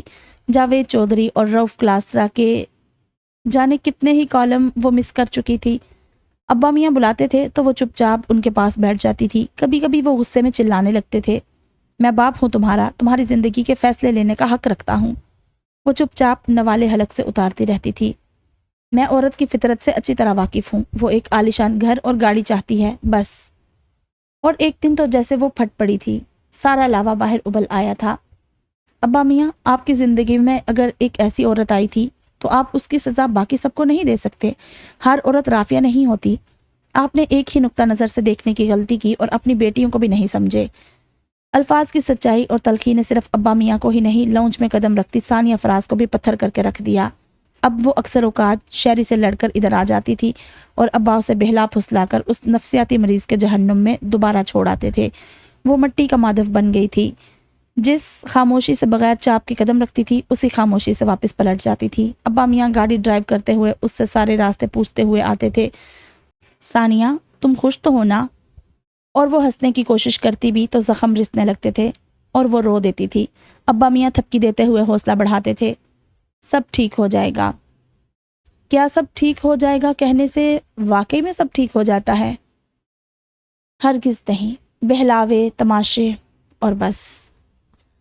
جلال سکندر نے زندگی کے دھارے میں بہنے کی پوری کوشش کی ہے، مگر اب بھی کبھی کبھی وہ سانولی رنگت والی سنجیدہ مزاج لڑکی شناخت کا سوال لے کر آ جاتی ہے تو وہ فقط ہنس دیتا ہے۔ ساری کائنات میرا خاندان ہے ثانیہ فراز۔ روشن ستارہ کی اس نے نئے انداز میں مرمت کی ہے۔ وہ اب 5 منزلہ بلڈنگ کا روپ دھار چکی ہے۔ لیڈی فہمی جنہوں نے سیدھی مانگ چھوڑ کر عمر کے آخری حصوں میں بالوں کو چوٹی میں باندھنا شروع کر دیا تھا، وہ دنیا سے جا چکی ہیں، اور جلال سکندر نے بھی 100 سوال کرنے کی عادت بدل ڈالی ہے۔ کبھی کبھی سوالوں کے جواب انسانوں کو دکھ کے سوا کچھ نہیں دیتے۔ اب اس میں بھی بار بار دکھ برداشت کرنے کے سکت باقی نہیں رہی ہے۔ پارک کی روش پر اور بوڑھے درختوں کی چھایا میں وہ بھی ایزل اور کینوس کو حیرت سے تکتی ساملی سلونی لڑکی کو یاد رکھے ہوئے ہے۔ اب بھی ایک سوال وہ دل میں رکھے ہوئے تھا، کیا ثانیہ کو بھی اس سے محبت تھی؟ ابا میاں جہاں کے تہاں بیٹھے رہ گئے تھے۔ زندگی نے انہیں کس موڑ پر آ کر اپنا آپ شیشے میں لا کر دکھایا تھا۔ ثانیہ فراز کی بدتر حالت نے انہیں بدحواسی میں مبتلا کر دیا تھا۔ ساری زندگی وہ اسے سمجھوتے کا درس دیتے آئے تھے۔ فراز صاحب کو جانے کیوں ہر کسی کا مسئلہ اسے پسندیدہ کھانے کی ڈش کھلا کر ہی حل کرنا آتا تھا، جانے اس میں کیا حکمت تھی۔ شہری شراب کے نشے میں دھت ہو کر گھر آیا تھا اور زود و کوب کرتے ہوئے اسے طلاق دے کر اپنی زندگی سے بے دخل کر دیا تھا۔ وہ روتی ہوئی گھر آئی تھی۔ ابا میاں کے دیے گئے گھر کے لالچ نے اسے تباہ کر دیا تھا۔ کتنے چھوٹے ہوتے ہیں طلاق کے 3 لفظ، مگر ہماری ساری زندگی پہ محیط ہو جاتے ہیں۔ آج اس موقع پر بھی وہ اسے لزانیاں اور اسپیگیٹی کھلانے پر تلے ہوئے تھے، مگر ان کی زندگی میں ان سے بڑھ کر بڑے مسائل آن موجود ہوئے تھے۔ بلی کے لمبے بالوں میں ہاتھ پھیرتے ہوئے اس نے آج بھی ہمیشہ کی طرح ابا میاں کی شہری سے صلح صفائی کی تقریر خاموشی سے سنی تھی۔ اب تو آگے اندھی گلی تھی جہاں سب بند ملتا تھا، تاریک اور خوفناک اندھیرا۔ آخر میں وہ اٹھی تھی۔ بابا، اس نے مجھے طلاق دے دی ہے، دھکے مار کر اپنے گھر سے نکال دیا ہے۔ آپ نے کہا تھا وہ میرا گھر ہوگا، وہاں میری خوشیاں ہوں گی، مگر وہ میرا گھر نہیں تھا، اور نہ ہی اس گھر سے مجھے کوئی بھی خوشی ملی ہے۔ اور یہیں آ کر گول گول گھومتا لٹو جیسے تھما تھا، مرکز پر رکا تھا، مگر وہ نہیں رکی تھی، جا کر کمرے میں بند ہو گئی تھی۔ ذکیہ کی نظروں نے اوپری منزل سے شیشے کے پیس کو کھڑکی سے باہر گر کر ٹوٹتا ہوا دیکھا تھا۔ ذکی کو اس کی ایک شام کہی گئی بات یاد آئی تھی، مجھے دنیا میں سب سے زیادہ خوف شیشوں کے ٹوٹنے سے آتا ہے۔ آج وہ خود یہی کام کر رہی تھی، تو کیا اسے یہ سب خوف میں مبتلا نہیں کر رہا تھا؟ ابا میاں کے وجود کی عمارت دھڑام سے زمین بوس ہوئی تھی۔ زکو، یہ کیا ہو گیا؟ وہ سر پکڑ کر بیٹھے تھے۔ ذکیہ فراز چپ چاپ برتن سمیٹ رہی تھی، آنکھوں میں ریت اتر آئی تھی۔ فون کی گھنٹی جانے کب سے بج رہی تھی۔ کچن کے نل سے پانی کے چھینٹے منہ پر مارتی وہ جانے کیا کچھ چھپا رہی تھی۔ وہ بے دلی سے آہستہ آہستہ چلتی ہوئی ریسیور تک آئی تھی، چہرے سے ابھی تک پانی کی بوندیں ٹپک رہی تھی۔ ثانیہ؟ آج پہلی بار ادھر سے آواز سن کر ذکی کسی خوف میں مبتلا نہیں ہوئی تھی۔ رافیہ بیگم کے مقابلے میں آج ابا میاں اسے زیادہ برے لگ رہے تھے۔ میں ذکیہ بات کر رہی ہوں۔ آپ دونوں نے اولاد کو کسی گیند کی طرح کیوں سمجھ لیا ہے؟ ہر کوئی ٹھوکر مارنے پر کیوں تلا ہوا ہے؟ کیا سارے والدین ایک جیسے ہوتے ہیں، اپنی مرضی کے فیصلے کرنے والے؟ اولاد پہ شطرنج نہیں کھیلی جاتی۔ ادھر خاموشی تھی، ہلکے رونے اور لمحہ بھر کو سانس لینے کی آواز۔ ذکیہ، فیاض صاحب ہمیں چھوڑ کر چلے گئے ہیں۔ ذکی کا دل چاہا تھا کہ وہ پھوٹ پھوٹ کر رو دے۔ زندگی نے ان سے ایک ہی مقام پر آ کر کیا کچھ نہیں چھینا تھا، اور اس سب میں کوئی بھی تو محفوظ نہیں رہا تھا، ہر کسی سے خراج وصول کیا گیا تھا۔ ثانی نے آنے والے 3 دنوں میں خود کو کمرے میں بند کر رکھا تھا، اور چوتھے دن کی شام کو وہ باہر نکلی تھی۔ اس کے چہرے پر عجب ٹھہراؤ اور سکون تھا۔ اگلے دن کی صبح وہ کھرپی تھامے لون کی جڑی بوٹیاں اکھاڑنے میں مگن تھی۔ سارے ہاتھ اور لباس مٹی ہو گیا تھا، مگر اسے کوئی پرواہ نہیں تھی۔ اس کے بعد وہ ننگے پاؤں ٹھنڈی گھاس پہ چلتی رہی تھی۔ کچن میں کھڑے ہو کر ذکی نے اسے آرام سے شوق سے کھانا پکاتے دیکھا تھا۔ وہ پاس آ کر اس کا ہاتھ تھام کر کھڑی ہو گئی تھی۔ میں شرمندہ ہوں ثانیہ، آخرکار اس گھر نے بھی تمہارے ساتھ کچھ اچھا سلوک نہیں کیا۔ چہرے پہ مسکراہٹ لے آئی تھی جو 100% حقیقی تھی۔ گھر، جگہ، لوگ ہمارے قصوروار نہیں ہوتے زکو۔ وہ بھی ابا میاں کی طرح اسے زکو کہہ کر مخاطب کرتی تھی۔ اصل قصوروار تو ہم خود ہوتے ہیں۔ جب زندگی ہماری ہے تو فیصلے بھی ہمارے ہوں، اتنا تو ایک انسان اپنی ذات پہ حق رکھتا ہی ہے۔ ہماری خوشی اور غم کی وجہ ہم خود ہوتے ہیں، ساری دنیا نہیں ہوتی۔ رحم، ترس اور افسوس جیسے منفی جذبے ہمیں اپنے لیے نہیں رکھنے چاہیے، ورنہ دل اور روح کو مرتے ہوئے زیادہ وقت نہیں لگتا۔ روشن چہرہ، ساملی نمکین رنگت پر پھیلی مسکراہٹ، कुछ हादसे इंसान को आजमाइश की भट्टी में गुजार कर कुंदन कर देते हैं। उसके साथ भी यही हुआ था। तुम कितनी बदल गई हो सानी। अब भी ना बदलती तो सानिया मर जाती ज़कू। 3 साल बाद वो उस घर में कदम रख रही थी जहां उसने अपनी ज़िंदगी के अहम तरीन साल गुजारे थे। उसे दरवाजे पर ही राफिया बेगम, तलहा और हानिया रिसीव करने पहुंचे हुए थे। वो मुस्कुराती हुई राफिया बेगम से गले मिली थी और उन दोनों को प्यार किया था। तलहा और हानिया के चेहरे पर उसे वही खौफ नज़र आया था जो वो अब्बा मियाँ की गैर मौजूदगी में महसूस किया करती थी। तलहा के चेहरे से जैसे शरारत निचड़ कर रह गई थी। कुछ हाथ से हमारा बचपना छीनने में लम्हा लगाते हैं। खाने की मेज़ पर उसे अनवाउ इक़साम के खाने देखकर ख्याल आया था कि शायद राफिया बेगम का आज का सारा दिन किचन में गुजरा था। तलहा और हानिया को अपने हाथों से खाना खिलाती वो राफिया बेगम को बहुत संजीदा और बुर्दबार दिखाई दे रही थी। टेरेस पर दोनों चाय पीते हुए एक दूसरे को संभालने की कोशिश में थी। अंकल की डेथ का मुझे बहुत अफसोस हुआ। इस तरह नहीं होना चाहिए था। उसके अल्फाज में नमी की झलक थी। बस अल्लाह की मर्जी, इंसान क्या कर सकता है भला। दिल का आर्जा लाहक हो गया था। बीपी शूट कर जाता था। वो उनका हाथ थामे होले होले दबा रही थी और राफिया के अंदर पहली बार सुकून की लहरें दौड़ने लगी थी। इस तरह तो किसी ने भी उन्हें तसल्ली ना दी थी और ढारस नहीं बंधाई थी। उन्होंने जवाब में उसकी पेशानी चूम ली थी। मुझे तुम्हारे साथ होने वाले हादसे की खबर हुई थी। शायद हम माँ बेटी की किस्मत में ऐसा होना लिखा था। चाय का कप थामे वो टेरेस की ग्रिल के साथ जाकर खड़ी हो गई थी। दूर तक फैला अहाता और जुगनू की तरह चमकती हुई रोशनियाँ। हादसे जिंदगी का हिस्सा होते हैं अम्मी, गुजर ही जाते हैं। तुमने आगे क्या करने का सोचा है। मैं आगे पढ़ना चाहती हूँ और फिर कोई जॉब। वो हिचकिचाई थी। अगर तुम यहीं रुक जाओ तो। वो चाय के घूंट भरते हुए मुस्कुराई थी। नहीं अम्मी, मैं यहाँ नहीं रुक सकती। मेरी मजबूरी है। मैं वहाँ किसी को इंतज़ार करने का कहकर आई हूँ। अब्बा मियाँ कस्टर्ड की गार्निशिंग करते हुए कोई 100 दफ़ा ज़की से उसकी वापसी का पूछ चुके थे और ज़की की तरफ से भी तकरीबन जवाब आना बंद हो गया था। वो बार बार एक ही सवाल का जवाब देकर जिच हो जाया करती थी। किचन की खिड़कियों की बेलों पर चिड़ियाँ चहचहा रही थी। अब्बा मियाँ एप्रन की डोरियाँ खोल रहे थे। मैंने उसके साथ कुछ अच्छा नहीं किया ज़कू। जो हो चुका है उसे भूल जाएं। अगर वो ज़िंदगी में एक नया स्टार्ट लेने जा रही है तो उसे लेने दे। अब वो बच्ची नहीं रही अब्बा मियाँ। शायद हमारे वालिदैन की गलती यही होती है कि वो सारी ज़िंदगी अपने बच्चों को बड़ा नहीं होने देते। तुम मुझे शर्मिंदा कर रही हो। भला मैं कौन होती हूँ आपको शर्मिंदा करने वाली। मैं ये जुर्रत नहीं कर सकती। मुझे ये सब नहीं करना चाहिए था। तन्हाई और इतने मसाइल ने मुझे नफ्सियाती मरीज़ बनाकर रख दिया था। तो आप दूसरी शादी कर ले। मेरी उम्र है अब दूसरी शादी करने की। अब्बा मियाँ, दिल जवान होना चाहिए बस। सब किताबी बातें हैं ये। फिर तो आपको मान लेना चाहिए क्योंकि आप तो किताबों की बहुत ज़्यादा सुनते हैं। वो रंजीदा हो गए थे। अब तो किताबें भी मज़ा नहीं देती। सलाद के लिए प्याज कुतरती वो आंखों से बहते पानी को बमुश्किल रोक पा रही थी।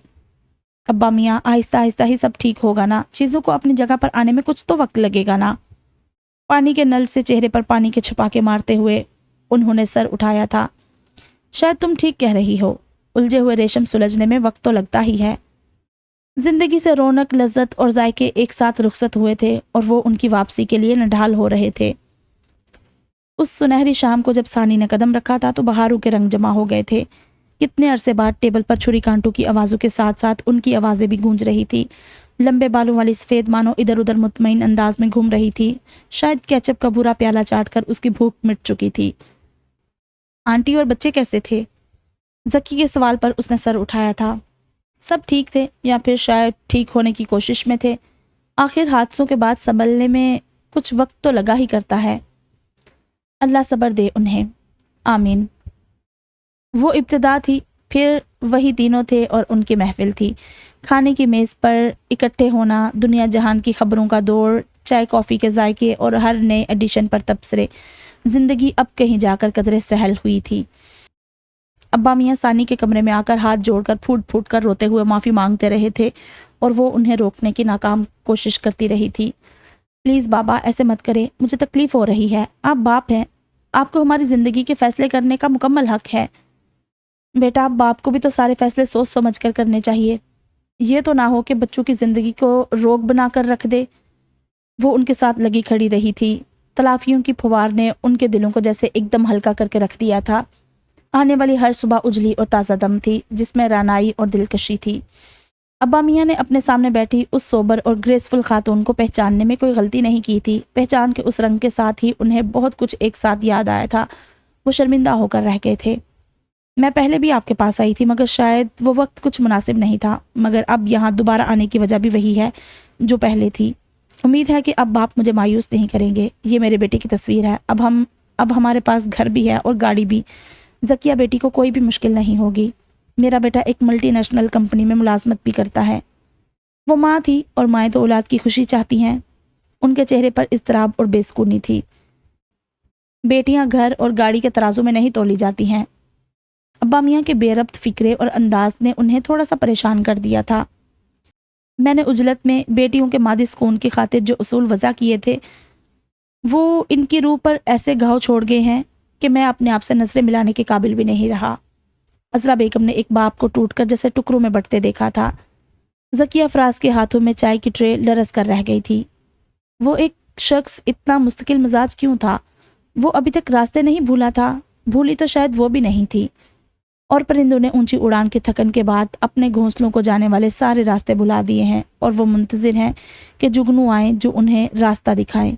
मगर क्या उन्हें खबर है कि जुगनू की रोशनियां भी दिन के उजालों ने निगल डाली हैं? शाम की हल्की सी खुनकी में वो शाल ओढ़े पार्क में चली आई थी। कचनार के दरख्तों के बूढ़े तनों में कील घंट बैठे थे। शाम का नारंगी रंग सारे मंजरनामे पे छाया हुआ था। आज एजल और कैनवस की तस्वीरों में जाने हज़्नो मलाल के रंग क्यों थे? बैरन हवाओं की छेड़ से चेहरे पर हल्की नमी का तासुर जागा तो उसने पूंछ लिया था। और यहीं आकर वो ठिठकी थी, जमकर बर्फ के तोदे में ढल गई थी।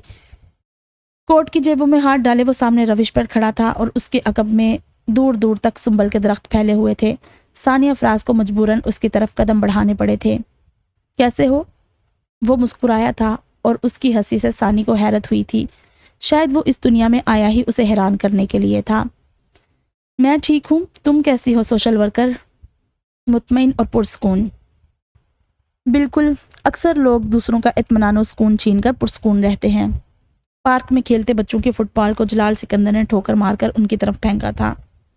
तंज कर रहे हो? नहीं तो, मुझे तंज करना कहाँ आता है।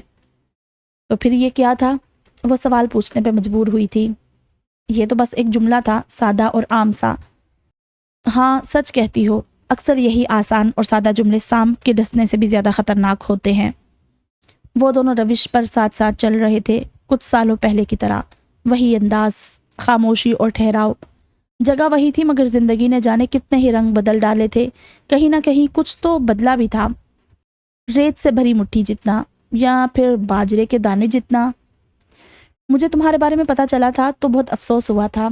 शायद कि तुमने ये समझा हो कि यह जलाल सिकंदर की किसी बद्दुआ के नतीजे में हो सकता है। वो चौंकी थी और साथ चलते शख्स का चेहरा देखकर ये जानने की कोशिश की थी कि वो कितना संजीदा था। कोई बात नहीं, और तुम्हारी दी हुई कोई बद्दुआ मुझे नहीं लग सकती। इतना जानती हो मेरे बारे में? जलाल सिकंदर ने उस अरसे में जाने शोखी कहाँ से सीखी थी। नहीं, अपने बारे में जानती हूँ। उसका मुंह बन गया था। मैंने बद्दुआ दी थी। वो जाते जाते पलटी थी। तुम्हारी बद्दुआएं हमेशा बेअसर रहेंगी। वो दोनों जैसे किसी ख्वाब में बैठे थे। दोनों बेयकीन भी थे। फारिस अली की बहनें उसके गिर्द जमा थी और सदकेवारी होते हुए न थक रही थी। कभी वो उसकी बिंदियाँ ठीक करती थी और कभी हाथों में थामे पर्स की जगह बदलती थी। ज़किया फ़राज सोच भी नहीं सकती थी कि इस घर से उसे इतनी मोहब्बत और इज़्ज़त और एहतराम मिलेगा। ज़िंदगी ने जो कांटे उसके पैरों में चुभोए थे, वो उस शख्स ने सारे के सारे चुन लिए थे। वो दोनों वाकई एक दूसरे के लिए बने थे। वो दोनों बहनें एक दूसरे के गले मिलकर खूब रोई थी। सानी ने उसके आंसू पोंछते हुए कहा था, दीवारों से घर नहीं बना करते ज़कू। घर बनाना तो एक आर्ट है जो हम सब लड़कियों को ज़रूर आना चाहिए। वही अब तुम्हारा घर है और वहाँ के मकीन तुम्हारे अपने। तुम्हें अब उन्हीं के बारे में सोचना होगा और यही तुम्हारी सबसे बड़ी जिम्मेदारी होगी। फ़राज अली एक मोहब्बत करने वाला शोहर था और ज़किया फ़राज उसके दुख सुख की सांझी थी। वो दोनों एक दूसरे का हाथ पकड़े माजी की बातों को याद करके हंस रहे हैं और मोहब्बत उनकी इस हंसी में बराबर की शरीक है। जैसे भी हालात हों, मिलन जो होने हों होकर ही रहते हैं, क्योंकि ये इख्तियार सिर्फ़ और सिर्फ ऊपर वाले के पास होता है। इंसान तो सिर्फ वसीला होते हैं और बस। अब्बा मियाँ उसके बचपन से लेकर अब तक की कहानी सुनकर बहुत हैरान और मुतमईन बैठे थे। वो शख्स हर एतबार से सानिया के लिए बेहतरीन था। وہ ایک ہیرا تھا اور ہیرے کے لیے وہ جگہ نہیں دیکھی جاتی جہاں وہ ہوتا ہے، بس صرف ہیرے کو دیکھا جاتا ہے جو اپنی روشنی سے اگلے کو حیران کر دیتا ہے۔ روشن ستارہ کو برقی کمکموں سے سجایا گیا ہے اور دونوں جلال سکندر کے خاندان سے باری باری مل رہے ہیں۔ برآمدے میں جلتی بجھتی روشنیوں کے درمیان وہ دونوں کھڑے ہیں۔ تم کتنی خوش قسمت ہو کہ تمہیں میرا ساتھ ملا ہے، وہ تیکھی چتون سے اسے گھورتی ہے۔ کچھ لوگوں کو زندگی میں صرف خوش فہمیاں پالنے کے علاوہ کچھ نہیں آتا۔ تمہیں پتہ ہے کچھ لوگ ہمیں اپنی سانس کی طرح عزیز ہوتے ہیں، اگر وہ ہمیں نہ ملے تو ہم تڑپنے لگتے ہیں اور زندگی سے سکون ختم ہو جاتا ہے۔ تم بھی میری سانس کی طرح میرے لیے ضروری ہو۔ اس دن کے بعد مجھے لگا تھا کہ میں تمہیں دوبارہ کبھی نہیں دیکھ پاؤں گا، مگر دل ہے کہ کسی امید سے خالی ہی نہیں رہتا، حالانکہ تم نے مجھے کوئی امید بھی نہیں دلائی تھی۔ اس لمبے خوبرو شخص کی باتوں نے ثانیہ کے دل کو دھڑکا دیا تھا۔ وہ وقت میرے لیے امید دلانے کا بھی نہیں تھا۔ کبھی کبھی ہماری روح میں امید کا بیج بو دیا جاتا ہے اور ہم اس سے انجان ہی رہتے ہیں۔ میں بس اتنا چاہتی ہوں کہ اب ہم مل کر ایک گھر بنائیں، اس گھر کی دیواریں اور ہر پھول پودا ہماری محبت اور ساتھ کی گواہی دے۔ روشن ستارہ کے گیٹ پر فارس علی اور زکیہ ان دونوں کے منتظر ہیں۔ وہ اپنی شادی کی پہلی دعوت ان کے ہاں کھانے جا رہے ہیں۔ کچھ دیر سے ہی صحیح، مگر زندگی آسان ہو گئی تھی۔ زندگی کے آسمان پر طاری ہونے والی شامیں لازمی سویروں میں بدل جاتی ہیں، بس تھوڑا سا انتظار کرنا پڑتا ہے۔ ہر پہر شام کا نہیں ہوتا، ہر فجر نیا آغاز ہوا کرتی ہے۔ تو یہ تھا ہمارا آج کا ناول شاماں پہ گئیاں از قلم منشا محسن علی۔ منشا محسن علی زیادہ تر سوشل رومانٹک ناولز لکھتی ہیں، تو اس میں آف کورس لو سٹوری تو ایک ہوتی ہی ہے، لیکن وہ سوشل ایشوز پہ بھی کسی نہ کسی طرح جو ہے نا بات چیت کرتی ہیں۔ منشا محسن علی کا ایک ناول ہے پگلم، میں ادھر آئی بٹن میں اس کا لنک دے دوں گی۔